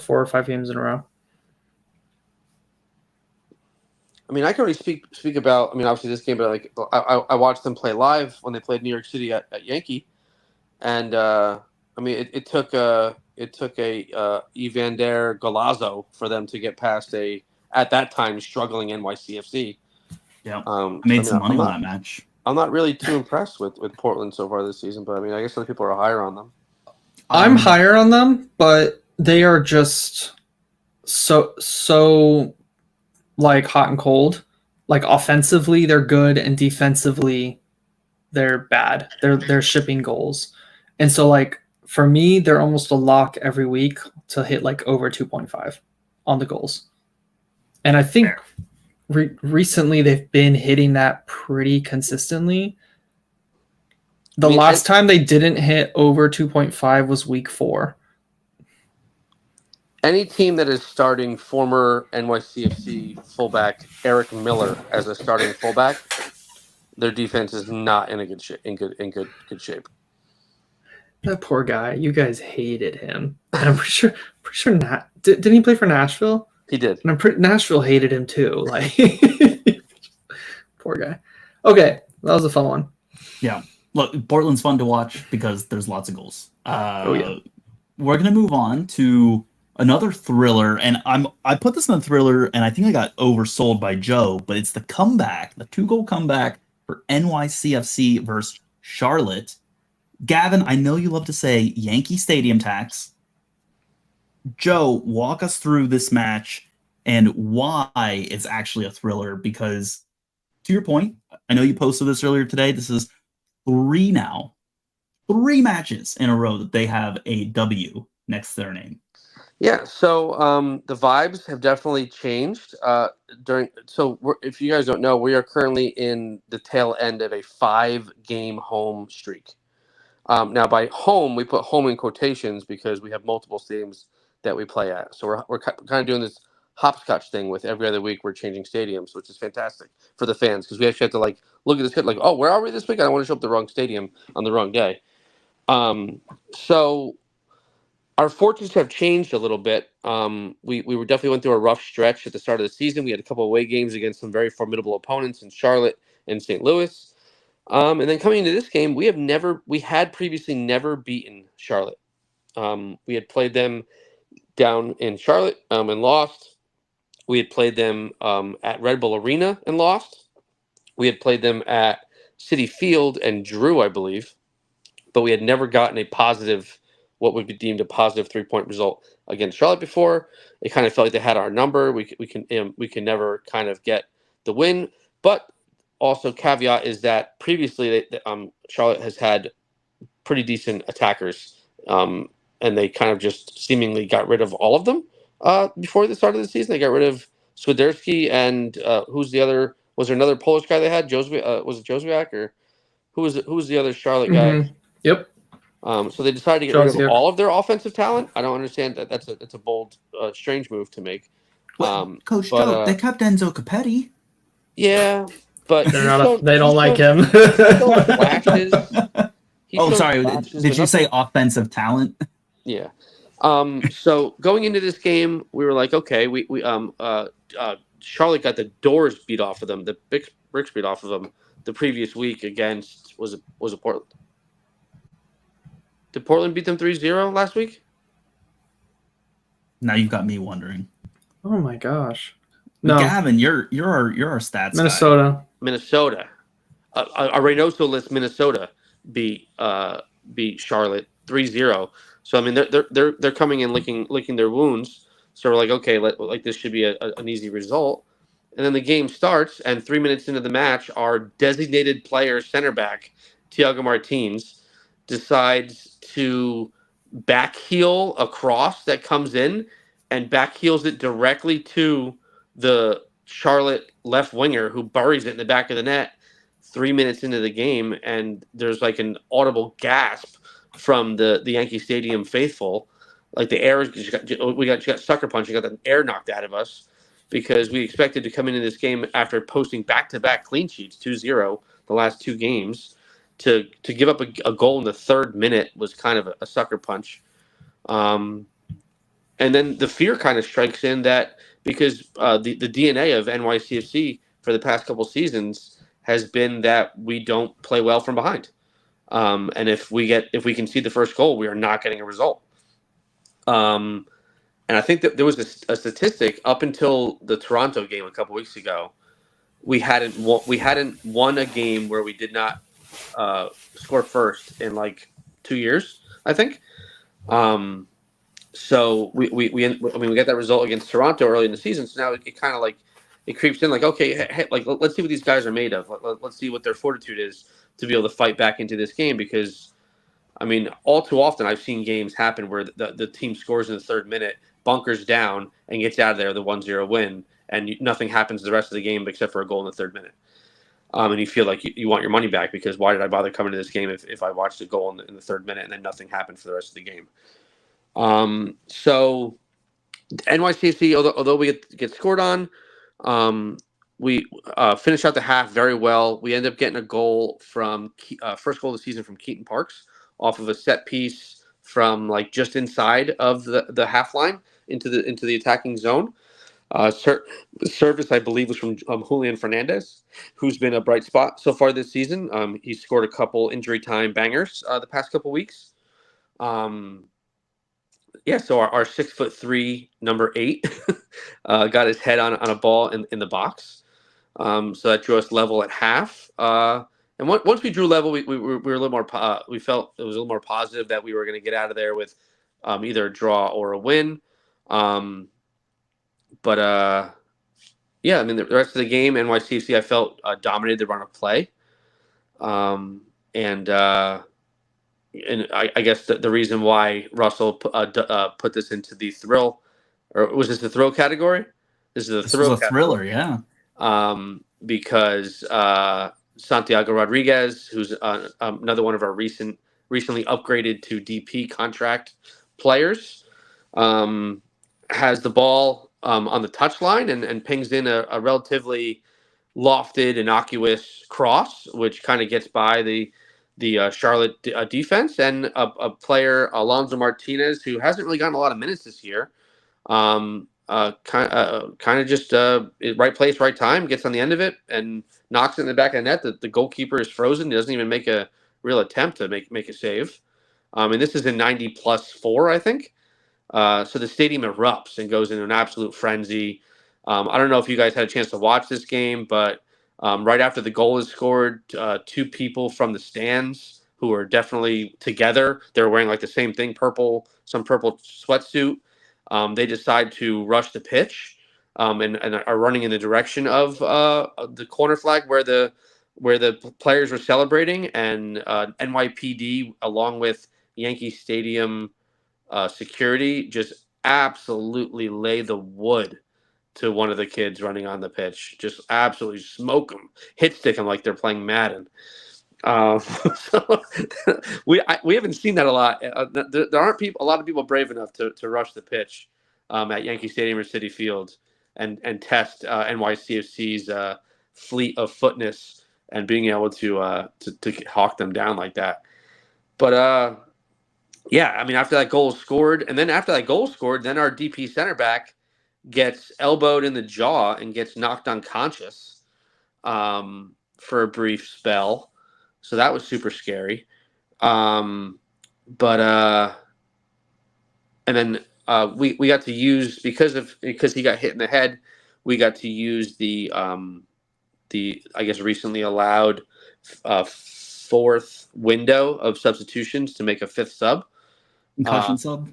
And we brought on Strahinja Tanasijevic, who's our recently signed center back from Serbia, I believe. And then we got out of there. Got out of there with a 2-1 win. Finally, break the curse of not being able to get a result versus Charlotte. I mean, you guys know from just me being in the chat that I've been cushing out since like last year. But it seems you were cushing out from the day he was announced. Yeah, pretty much. Yeah.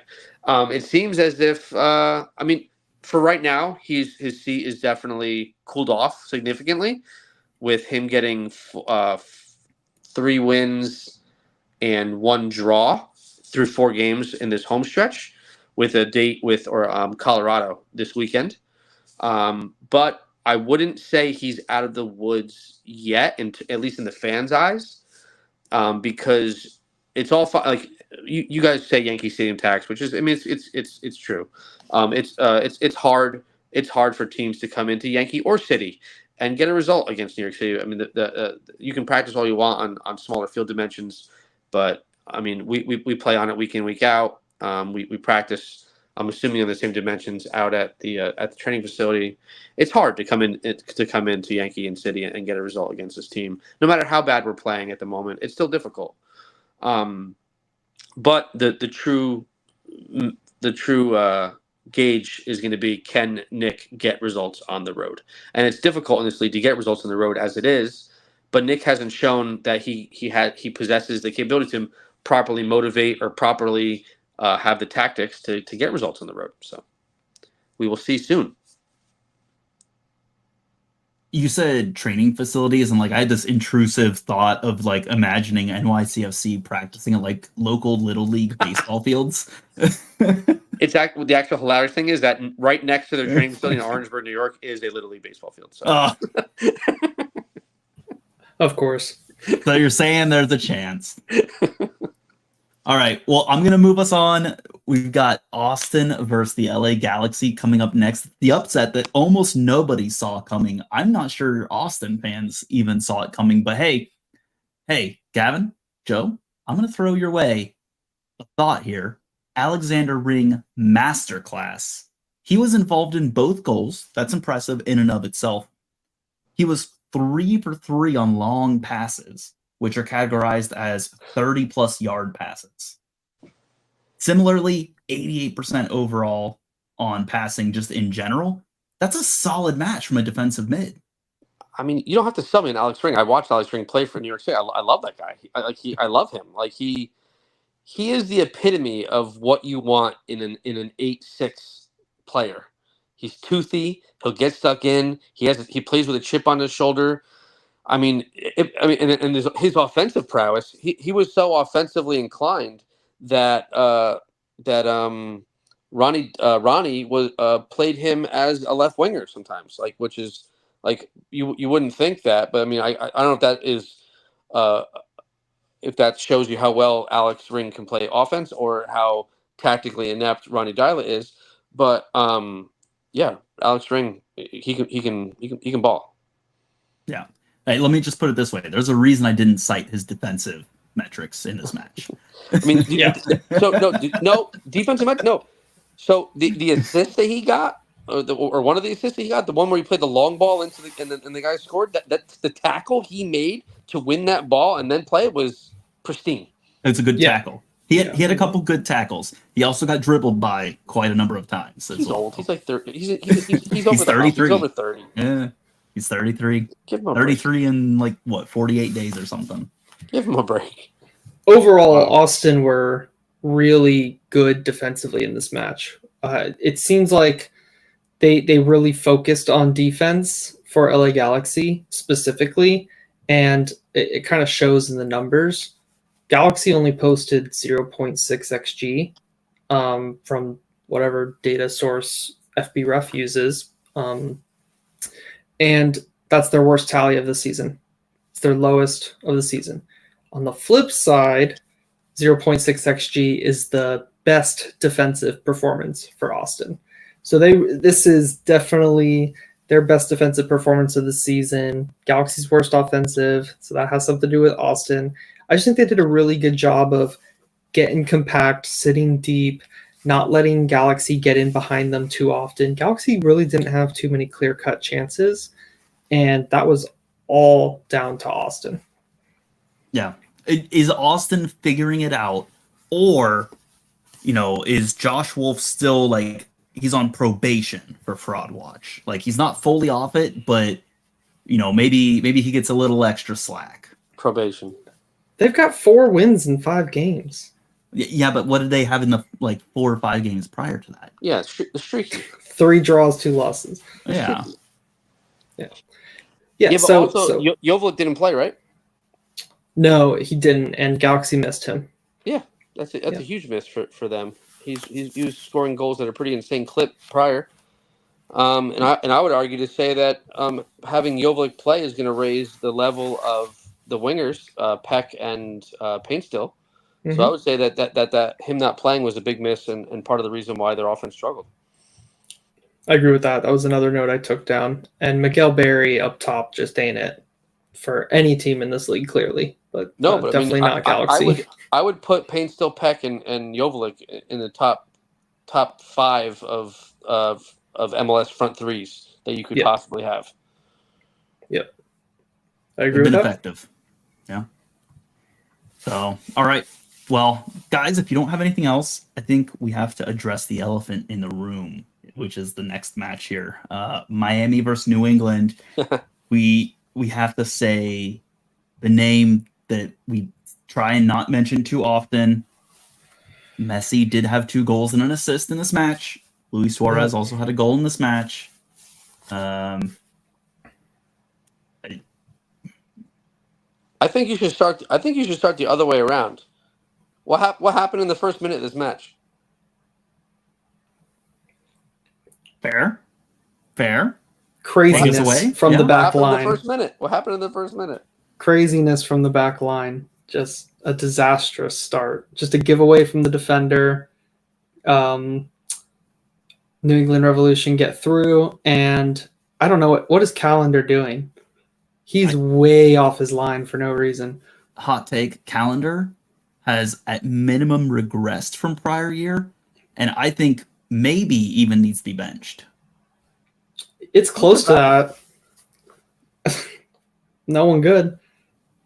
Not if Calendar's starting in this They can't form. afford anybody with all the money they're throwing around in Miami. Every time someone goes down with injury, they're buying another crazy player from South America. Yeah. Well, they need Calendar to go down with an injury. Then is what you're saying? Yes, is there an Argentine goalkeeper that's available? I'm sure there is. I'm sure. Yeah. Emi Martinez. Yeah. He's been terrible though. He has not been good. I mean, this one obviously quarterfinal the quarterfinals. Just giving the ball away, go straight in. Distribution's really bad. Yeah, he's had some gaffes.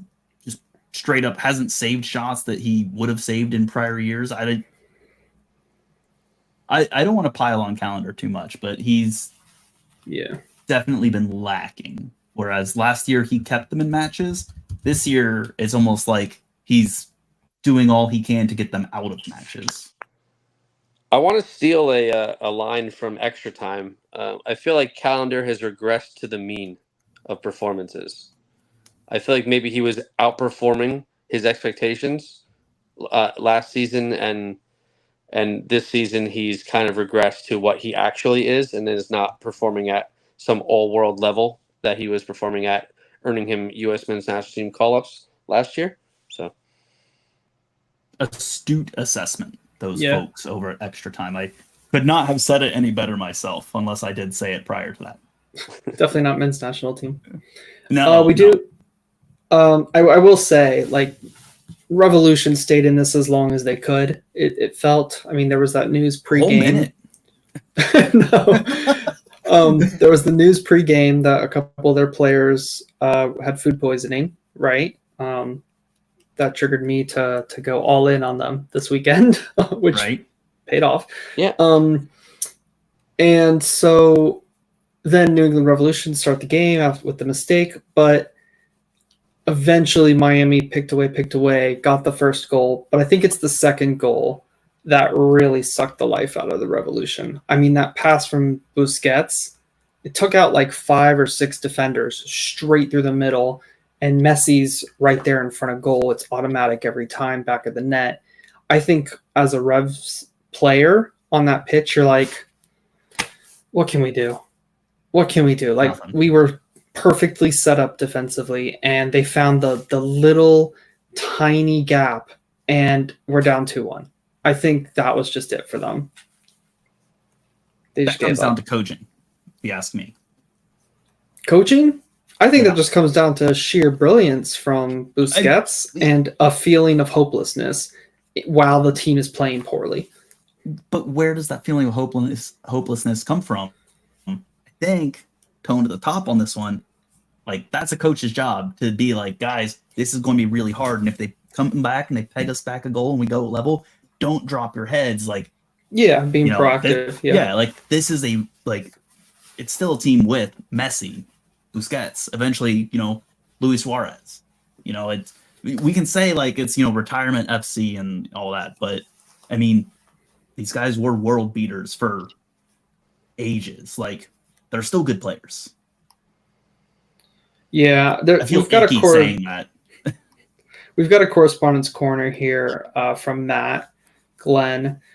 He says 65,000 packed Gillette, and for 32 glorious minutes, the Revs were leading the Herons. The Revs played Messi tough, made him work hard to eventually get a brace and an assist. Ravas stopping a point-blank shot to deny the hat trick. He did do that, but it led to a goal. The crowd went almost as wild for Suarez, who subbed in, and Messi served up for a goal. My man of the match was Kessler, who didn't give an inch and kept the score as close as it was. Chonkle showed he's the Rev striker. Matt Polster played almost the whole game after being in the ER with norovirus from 3 a.m. to 7 a.m. that morning. Oh, hi, kitty. And little to eat. Nacho Hill continues to make his case for leading winger, and Dylan Barrero subbed in for the last 15 minutes almost a year after tearing an ACL on the Gillette turf. Despite all these positives, the Revs gained 0 from 9 points from the last 3 contests, and fans are frustrated. I'm really interested with all of the positives, considering the Revs are sitting at 4 points on the season. I don't know what's in the water in New England, but Yeah. I'll have some of that too. Thank you. Yeah. Apparently norovirus is what's in the water. Apparently. I'm glad to hear that Barrero is back because he was playing really well last year until his injury. He was kind of a shining light for New England last year, and that was it kind of sucked that he went down and was out for the rest of the year. So I think getting him back is going to definitely provide a little bit of a boost for New England in the coming weeks in games if he stays healthy. Hopefully he can. Yeah, it'll be big for them. Fingers crossed. New England has enough challenges. They don't need to add injuries. Does Porter last the rest of the season? He does, but he shouldn't. He shouldn't. He should never, like we said before on this podcast, Russell, he never should have been hired. Absolutely Such a not. boring hire. I think the big thing with them is they lost Arena, who was also making the decisions, like in terms of transfers. Similar to losing Bradley, right? LAFC had to go and get a general manager and a coach. New England had to do that in short order, and it's just completely failed so far. I have an axe to grind with Caleb Porter. Do you guys want to hear a story? We all have an axe to grind. I want to hear Story time. Let's hear it. Yeah. So I was trying to choose which grad school I was going to go to. And I decided I wanted to get my master's in coaching because coaching is what I wanted my career to be. So there was only a couple schools in the East Coast or in the Eastern Coast that had degrees in coaching. One of them was West Virginia University, and another one was University of Akron. So I emailed both of the coaches because I was like, if I come down for an interview with the program, I want to talk to the coaches about possibly coming on as a graduate assistant, blah, blah, blah. Marlon LeBlanc, who's now the Philadelphia Union 2 coach, was the previous West Virginia coach. He answered my email, set up a time to meet, blah, blah, blah. And then when I went to go visit Akron, I reached out to Caleb Porter, who at the year that I was going to school there, so I was visiting in 2011. Caleb Porter had just come off of winning a national championship with Akron. I emailed Caleb Porter and received no response. So I visited the school, met with the person. Still no response from Porter. I went to West Virginia, met with Marlon LeBlanc, and I ended up being a Mountaineer and working with the men's team for 2 years. And I've held a grudge with Caleb Porter ever since. I think that's fair. Yeah. Yeah. Got to respond to your emails, dude. Mm-hmm. He big time me. He's like, I just won a national championship. I'm not responding to some email. Some rando. Yeah. It's rude. To be fair, we don't get responses a lot of the time when we reach out to people. I've stopped trying. There's a right back who plays for Cincinnati who played for Caleb Porter. As in played, for Cincinnati currently, or played for Cincinnati in the past? No, plays for Cincinnati now. Played for Caleb Porter at Akron. Do you know who it is? Trivia? I would guess it has to be either Yedlin or Powell. DeAndre Yeah. Yedlin. There you go. Okay. There we go. We only have 2 right backs, so I'm Gotta be one of those old guys. yeah. All right, I'm taking us to our last in the thrillers category. It's Philly versus RSL. It's another upset that at least I didn't see coming because that spoiled a lot of the bets that I had this weekend. But hey, Gavin, here's a really cool stat. Coach Joe, you're going to appreciate this, knowing where you focus on your coaching endeavors. Zach McMath had 10 passes that were longer than 40 yards, of which he completed 5 of those. Keep this in mind. Cool. He had 20 passes that were 30 yards or longer and completed 14 of those. Wow. So if you take away those 40-plus yard passes, you can see how many of those 30 to 40-yard passes he made there. He must have been hitting them out to the wide areas where Philadelphia don't venture a midfielder usually. They must have targeted those areas to get out, and clearly they did it pretty successfully. Zach McMath had an excellent game distribution-wise. He's a good goalie. That stood out to me. He also had 40-something touches, so I mean that's a different, that's a difference in, I think, style between them and Philly Union, because Andre Blake had less than half that. But I think Andre Blake is not someone who you expect to be taking a lot of touches because Philly don't necessarily play the same way that RSL do. But yeah, I just thought McMath's distribution and his passes and the accuracy of those, because I think he was 100% on short range passes, and I think he only missed 1 medium range pass. So yeah, really good distribution by McMath.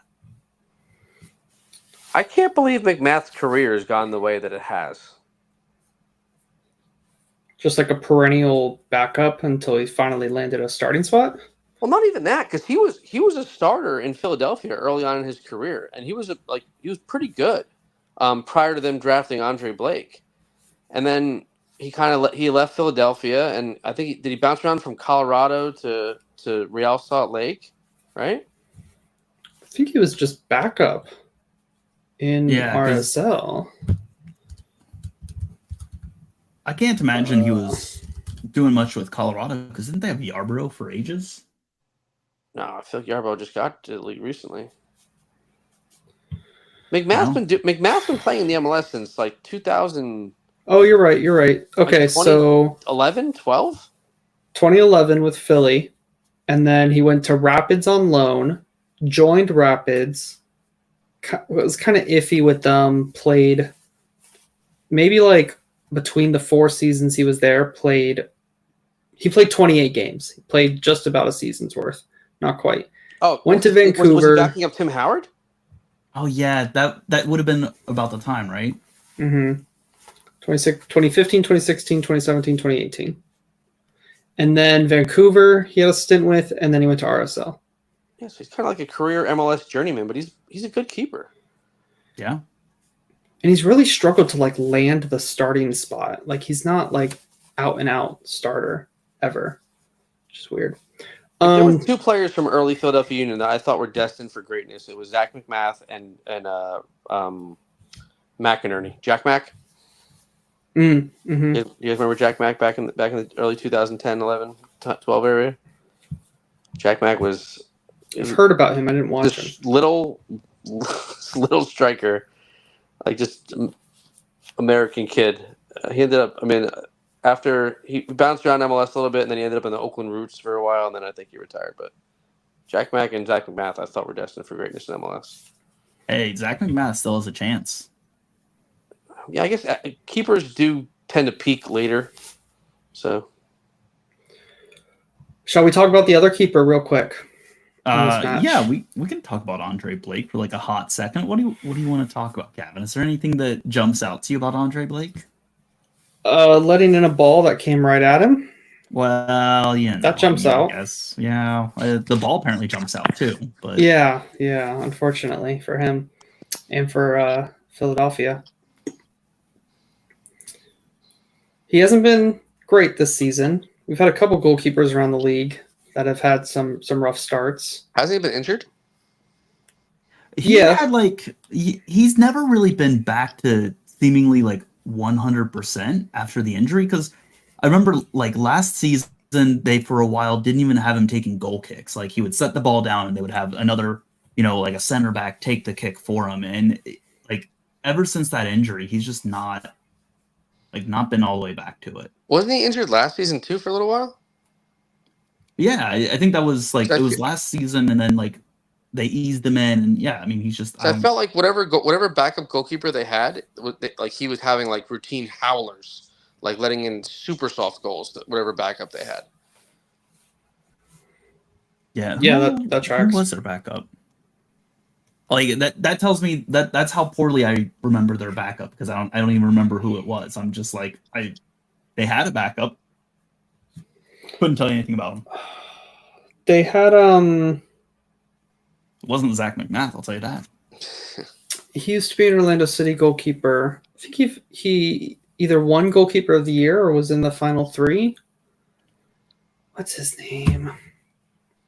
He's like a third string goalkeeper now around the league. Can't remember his name.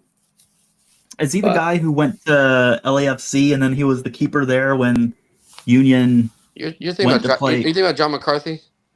Yeah, I am thinking about McCarthy, aren't I? McCarthy's been removed from Philly for a while. Yeah. I don't know. I'll look it up. I'll find it. Yeah, but I just remember him having like Philly was like going crazy because he couldn't save anything. What is his name? Joe Bendick. Yep. Yeah, he's another career journeyman MLS. Doesn't ring any bells at all. He's now in Vancouver.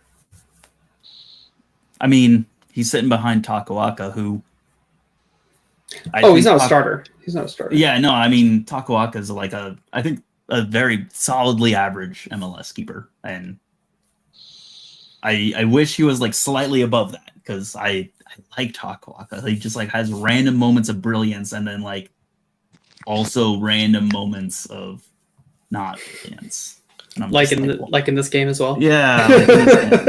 I try to hide my disdain for Philadelphia sports, but I mean, I am appreciative of. Did you guys see Gazdag's goal? No. This is my bone to pick with MLS, and Gavin and I talked about this at 10 p.m. when we were driving home, both of us, and we were on the phone debriefing from the matches. It's so annoying that like I can't watch as much of this league live and have to rely on going back and rewatching it when every single match is on Saturday night, all 14 of them. And like if you go to a 7:30 Eastern kickoff, you're basically guaranteed to miss all the other 7:30 matches, the 8:30 matches as well, and most of the 9:30 matches. And like in this case, there was only, I think, 2 matches or maybe even 1 match that kicked off at 10:30. Yeah, it was Eastern time. The LAFC match was the late one. Yeah, and it's just like, so I got to watch live a grand total of like 2 1/4 matches. I'm so annoyed about it. Well, I knew I was making this appearance. So last night I'm sitting in bed and I put on the MLS wrap-up show, so I could at least know what was going on in the league, because I knew we were talking about more than just NYCFC. Yeah, I try and watch like so much, but you know what? This is one I didn't rewatch. I'll just straight up. That's why I talk about Zach McMath, because like this is what jumps out to me in goal, this match. The ball came in from the touchline, and he kind of did like this little.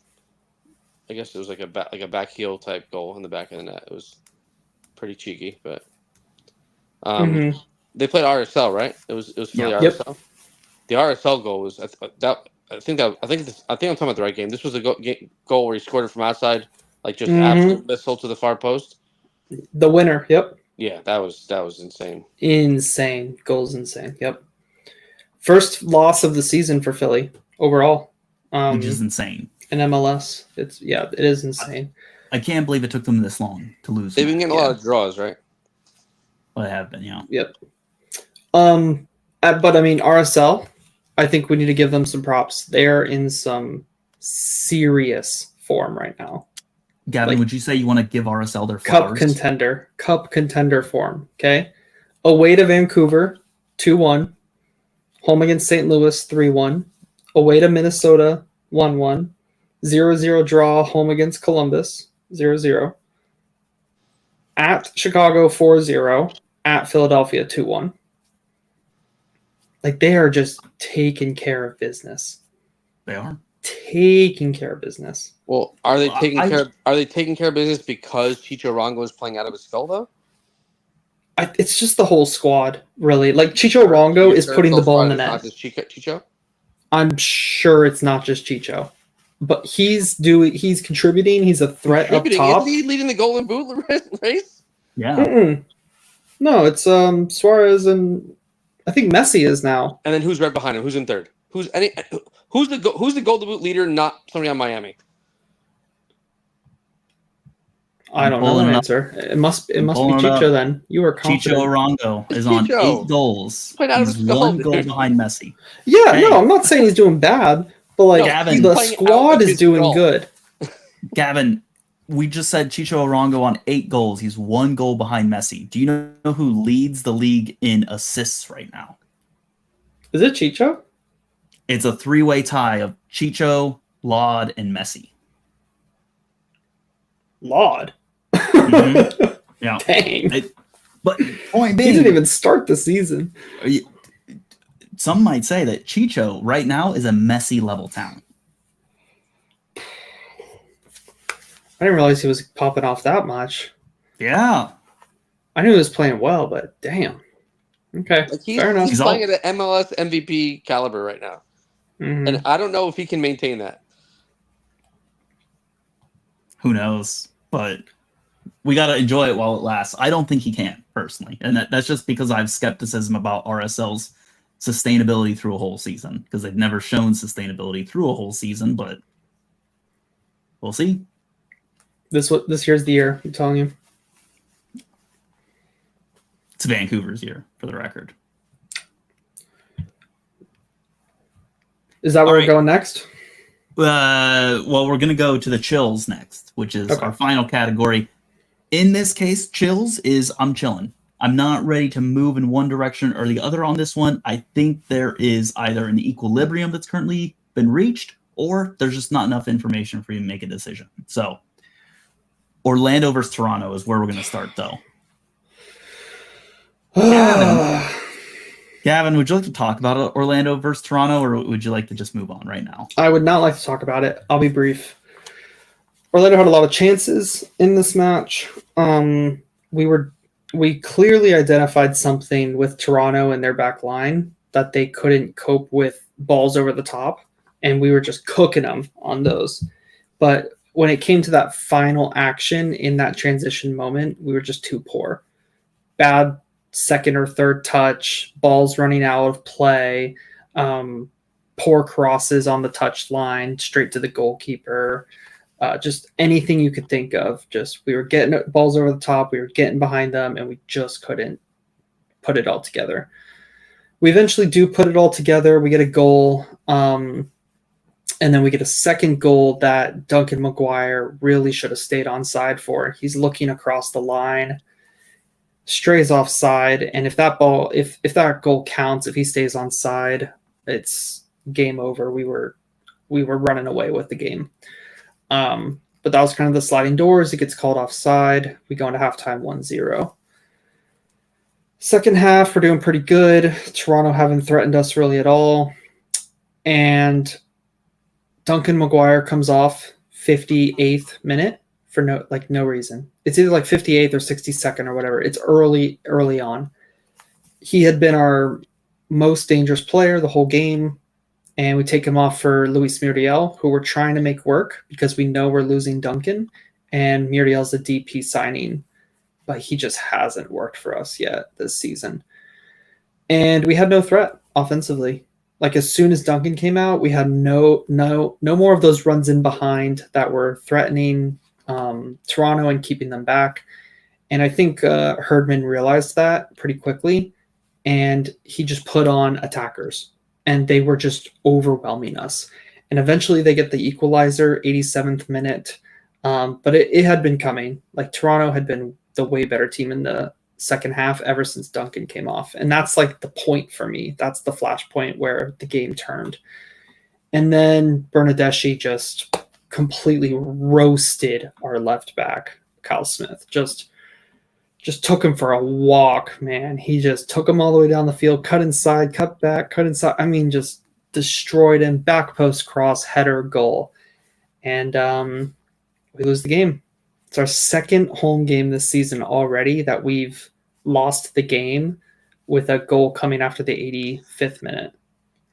So it sucks. Yeah, it sucks. And for me, the biggest thing was taking off Ojeda, but more importantly, Maguire, and having no offensive threat.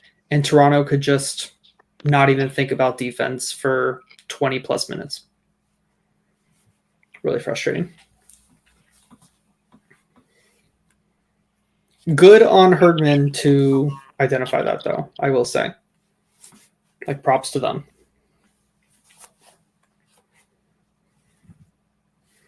Gavin, I won't take I won't take a victory lap around you on this one. I appreciate will respect, that. Yeah, I will respect your time.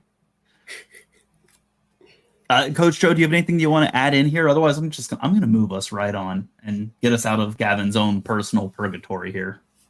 Joe turned his camera off, so I think he's stepping away for a sec. That works. All right. Well, hey, Gavin, I'm going to step us away from Orlando, Toronto. We're going to still talk about another Canada team, though. We're going to talk about New York Red Bulls versus Vancouver.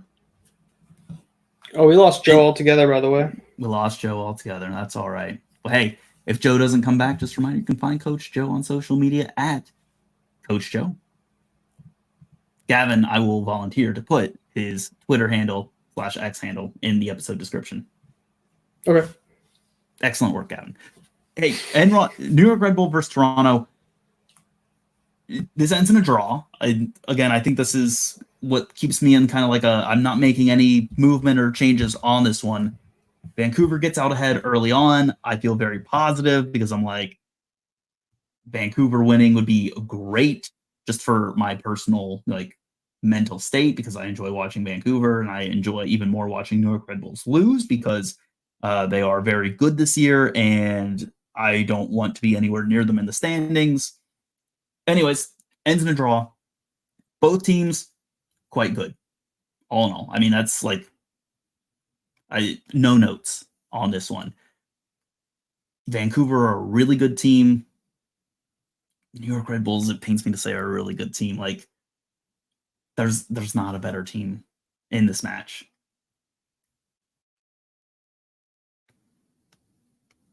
Sorry, I was trying to find the mute button. Oh, you found it? Right? I did find it. I agree. I feel like Vancouver will be disappointed that they didn't win this match. I'm disappointed for Vancouver that they did not win this match. You are correct. I think we talked about Takaoka and the I don't want to say howler, but the ball's bouncing on the 6-yard line in your box. Mm-hmm. Go out and get the ball. Go out and grab it. Instead, he does a weak dive, a weak punch, and it just falls to the Red Bulls player, and he slots it home. And then Red Bulls go down to 10 men. Right. And then the funniest red card. I mean, it's smart. Did you see it? No, because of the games. Sat there, yeah. I didn't see it live, and I didn't go back and rewatch it. The ball bounces. The ball bounces over Isles' head. Ile, I don't know how to say his name. The center back who's having a good season for them, and he just reaches his hand up and punches it. Oh, he did he did the Chiellini thing. Yeah, he just nope, you're not. That's not happening. Yep. So, handball, red card. The right decision. I mean, it saves the point for Red Bulls in the long run. But man, Vancouver will feel they should have won this game. I mean, Vancouver will win plenty of games this season. They're a good team. Brian White is just continuing to pop off. He was the one that got the goal for them. Dauld is he's galled. He's going to be a threat all season. Really, again, it's just if they're going to be like that top tier team, like top 1 or 2 in the West, is to me on can you get production on the players outside of Gall and White? I mean, again, I still have questions because like Damir Kreilach still isn't starting for them. He's still coming on later as a sub. Now, I recognize we've talked about how, he's older, he's further on in his career. They probably didn't bring him in to be that starting guy, but like, I mean, who are your options then? Because like Kreilach's not cheap. Yeah, not much. He does take up money. Like he's an expensive bench piece. But like I've said before, I think it's good. Personally, I think it's a positive that he's on the bench. Yeah, look, Kreilach on the bench, there are many worse players to have on the bench. Mm-hmm. But if he's going to be on the bench, you need to have someone better starting ahead of him. You don't think they have someone better? Well, he came in for Berhalter. But injuries. Right. So you're saying they should have started him? I don't know if like, and again, maybe he can't go like a full 90 minutes. To me, I don't know if any of the players are taking off for Kreilach. I'm like, no, like I can't believe you're taking them off. Like, yeah, that's fair. Like I see Kreilach come on, and I'm like, good, like get him on. So I wonder if they were just feeling that he wouldn't be able to keep up with the intensity of the game against Red Bulls. They're an intense team to play. They are, but like he's not been starting for them like almost the entire season. Fair. Okay. So, that's all I've got on that game, and I don't think we had any correspondence corners. I don't recall any. So we're going to go to Minnesota versus SKC. We had at least one correspondence corner for this, I believe. Yeah, maybe even two. May have had 2. Yeah. I'll start with Minnesota. Yeah. Oh no. Yeah, we got 2. Yep. So this is from Maddie. Minnesota, we just keep dominating and rolling out with confidence from minute 1 to minute 90. Eric Ramsey is a real coach. Not afraid to make lineup changes, not afraid to use all 5 subs, not afraid to make halftime subs, not afraid to bench people. He's what a coach should be, and it's working. If we can keep up our productivity in the final third, we should be staying up there in the top 4 for the West for a while. Real positivity over in Minnesota. Can't blame them. Yeah. Without Reynoso even? Reynoso who? Like, who cares? Yeah. They're doing great. They haven't cared about Reynoso in a solid year. And I have to say, you and I were skeptical about this coaching hire. Manchester United, okay. Very young. Yeah, young. I don't think like tons of experience, but at the same time, we were also like, hey, we like seeing young guys being hired, need more young coaches in MLS. I like that a young hire is working out, just for the record. Even if we had our, even if we were poo-pooing it at first and being negative, I like that it's working out, and I'm glad it's working out. I said 2 years ago on this podcast, MLS needs to dive into the English market, go to those teams, and go look at their coaching staffs. Mm-hmm. Go look at their coaching staffs and go get their highly rated young coaches. They're out there. Carlos Cuesta from Arsenal.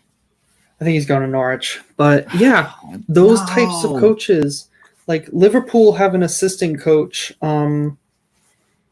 He either just moved to another European team or he's going to move. It's like Pep Linders or something like that.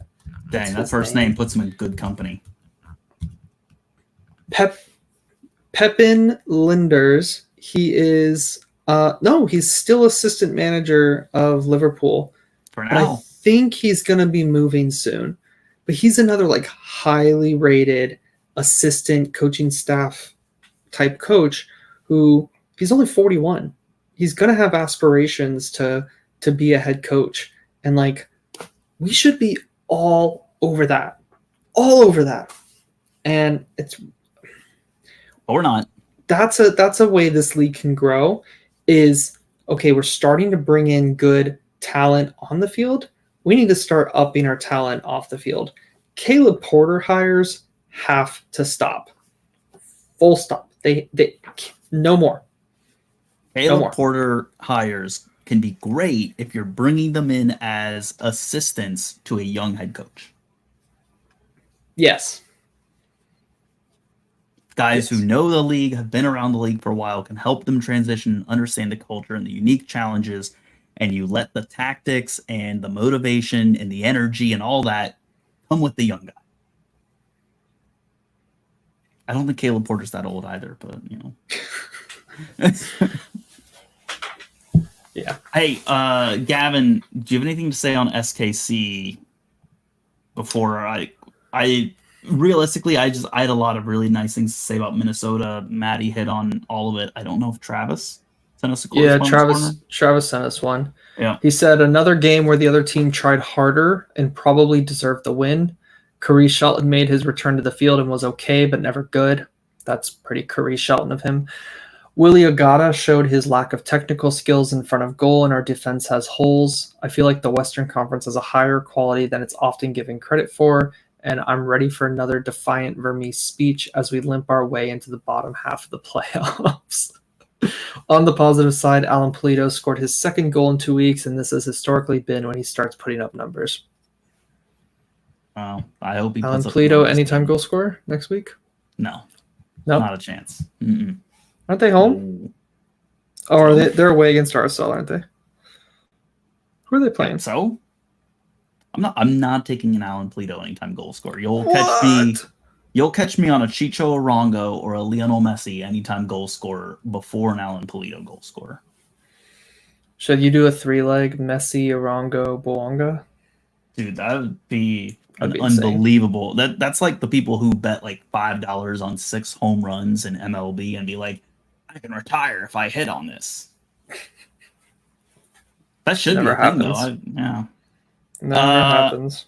All right. I'm going to move. We have 2 matches left. I'm going to move us on and shepherd us along here. Because we have been recording for 2 hours and 11 minutes now. So that's... I'm ready. We go longer every week, Gavin. I don't know how we do it. Well, adding a third person doesn't help. Well, you know. Hey, okay. This one's in the chills, and it's only because of one team. The other one maybe doesn't even belong in this category. It's DC United versus Seattle. Okay, I've been waiting for this one. And just like that, we're moving on to the next. Benteke continues his rampage. Yep. 2 goals, penalty, and a header. Who knew? Mm-hmm. Red card changes this match for me. I don't know if you saw it, but it's a hard one for me. Seattle, I am so impressed by their dedication to getting red cards and giving every single possible excuse on why Brian Schmetzer, doesn't have his best team, or his injuries are, out there, or he's not able to field, a consistent player lineup, or, like Steve Cherundolo would have a field day if he had this many potential excuses that he could use anytime he lost a match. I can see why the ref gave this one.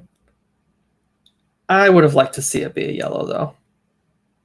I don't. It's a penalty. Usually refs err on the side of caution when it's in the penalty box. Like, unless it's obvious that it's like dog-so, or he's not playing the ball at all and he was just taking out the guy. Like, and I guess you could say that the goalkeeper is that late, but it's just, I don't know. I would have liked to see a yellow for it personally, but here's the thing about this conversation. The easier thing here is to not give the referee the opportunity to make that decision. Yeah, he really should have just let him run through. When you put yourself in the referee's hands, sometimes the referee is going to give you a red card. Yeah, especially for the home team, right? Yeah. So that changes the game, obviously. DC United turn it around, get the comeback win. DC weren't great, honestly, with up a man. Like, they were okay, but they weren't like dominant. But I guess they didn't really need to be. Like, and when I say dominant, I mean like creating chances, really pushing Seattle back. It was really just like a meh game, very chill. Wink, wink, nudge, nudge.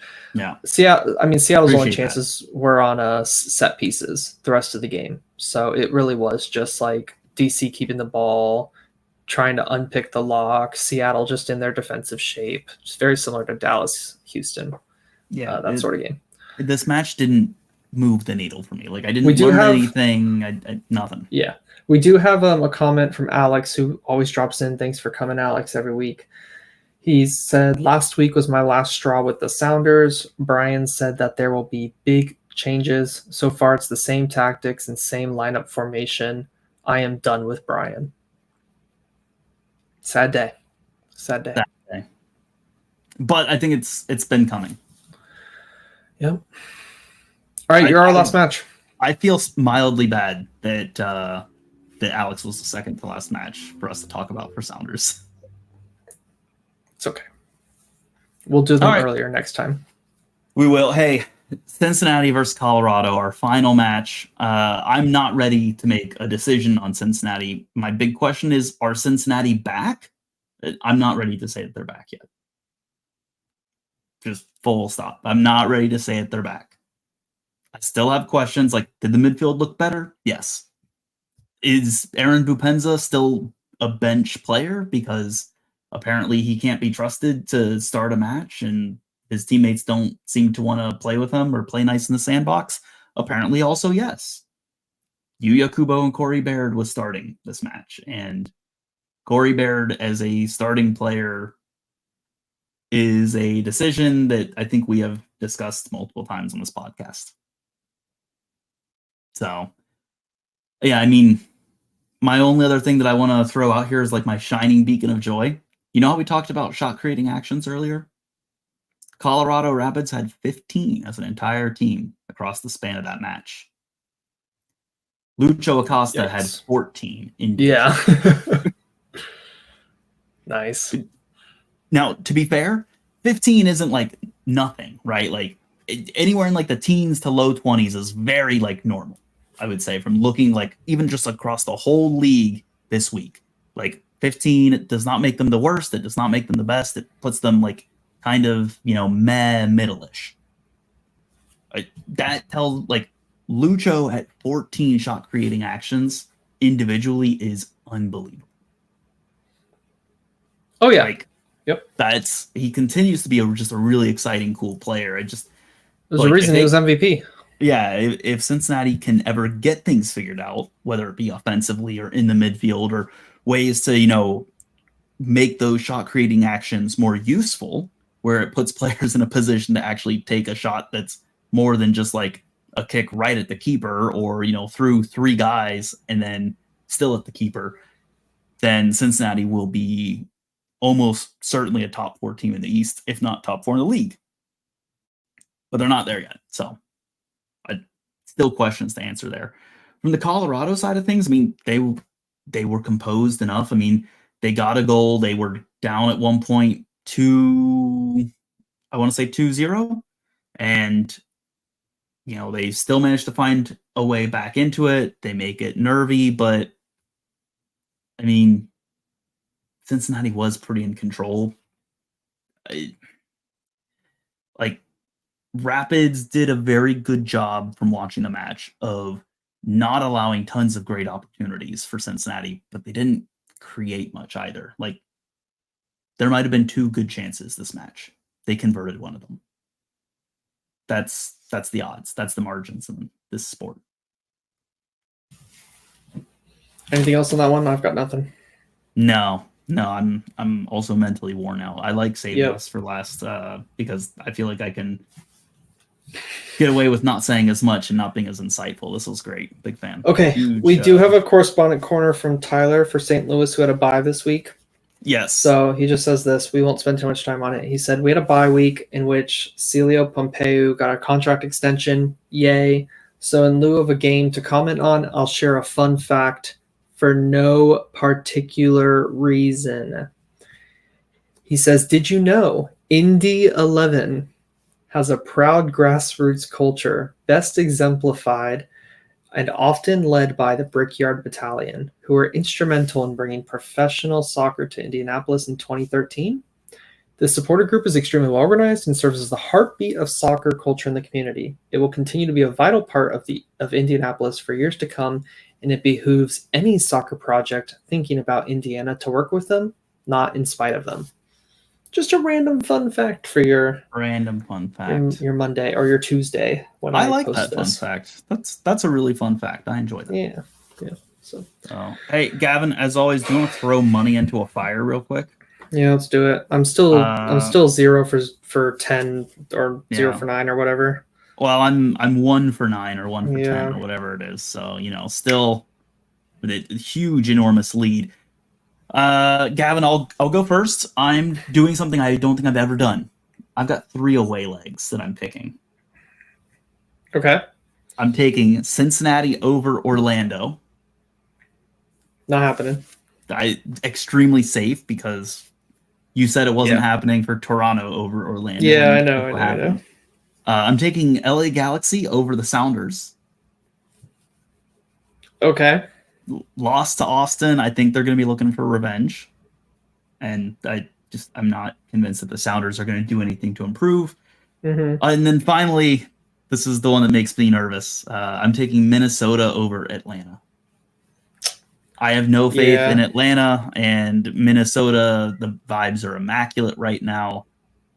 I think they ride it to one more win. You had a lock right there for you, bro. I can't believe you didn't pick it for your third one. No, this is the one. I like to live dangerously, Gavin. That's why it's my social media handle at Mr. Danger Russ. Yep. What do you got? All right, I did. Let me find it here. I'm done doing money lines for right now. Well, Gavin, even if you're done doing money lines, you're still not winning. I am. Oops, sorry. I'm doing over 2.5 goals San Jose versus LAFC, over 1.5 goals DC United versus Philadelphia, over 1.5 goals Orlando Cincinnati. So boring. This should only count as like half of a wager. So No. Oh, yucky. Gross.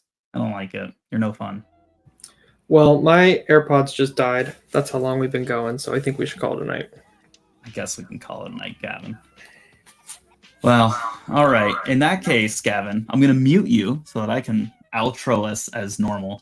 But hey, to everyone who stuck through this episode, this long, amazing marathon of an episode, we weren't kidding with Coach Joe when we told him 3.5 days. It's Thursday as we're sitting here finishing up this recording. So anyways, thank you very much as always to Coach Joe for coming on. You can find him on social media at Coach Joe. You can find Gavin on social media at LionsBlog1, and you can always find the podcast on social media at MLS Now Podcast. You can also find it on the website at mlsnowpodcast.com, and you can find me on social media at Mr. Danger Russ.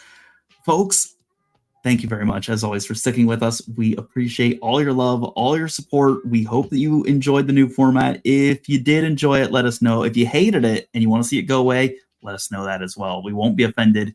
But in the meantime, enjoy some more MLS. This league is ridiculous. I hate it here. I love it here. Gavin, listeners, till next time. Till next time.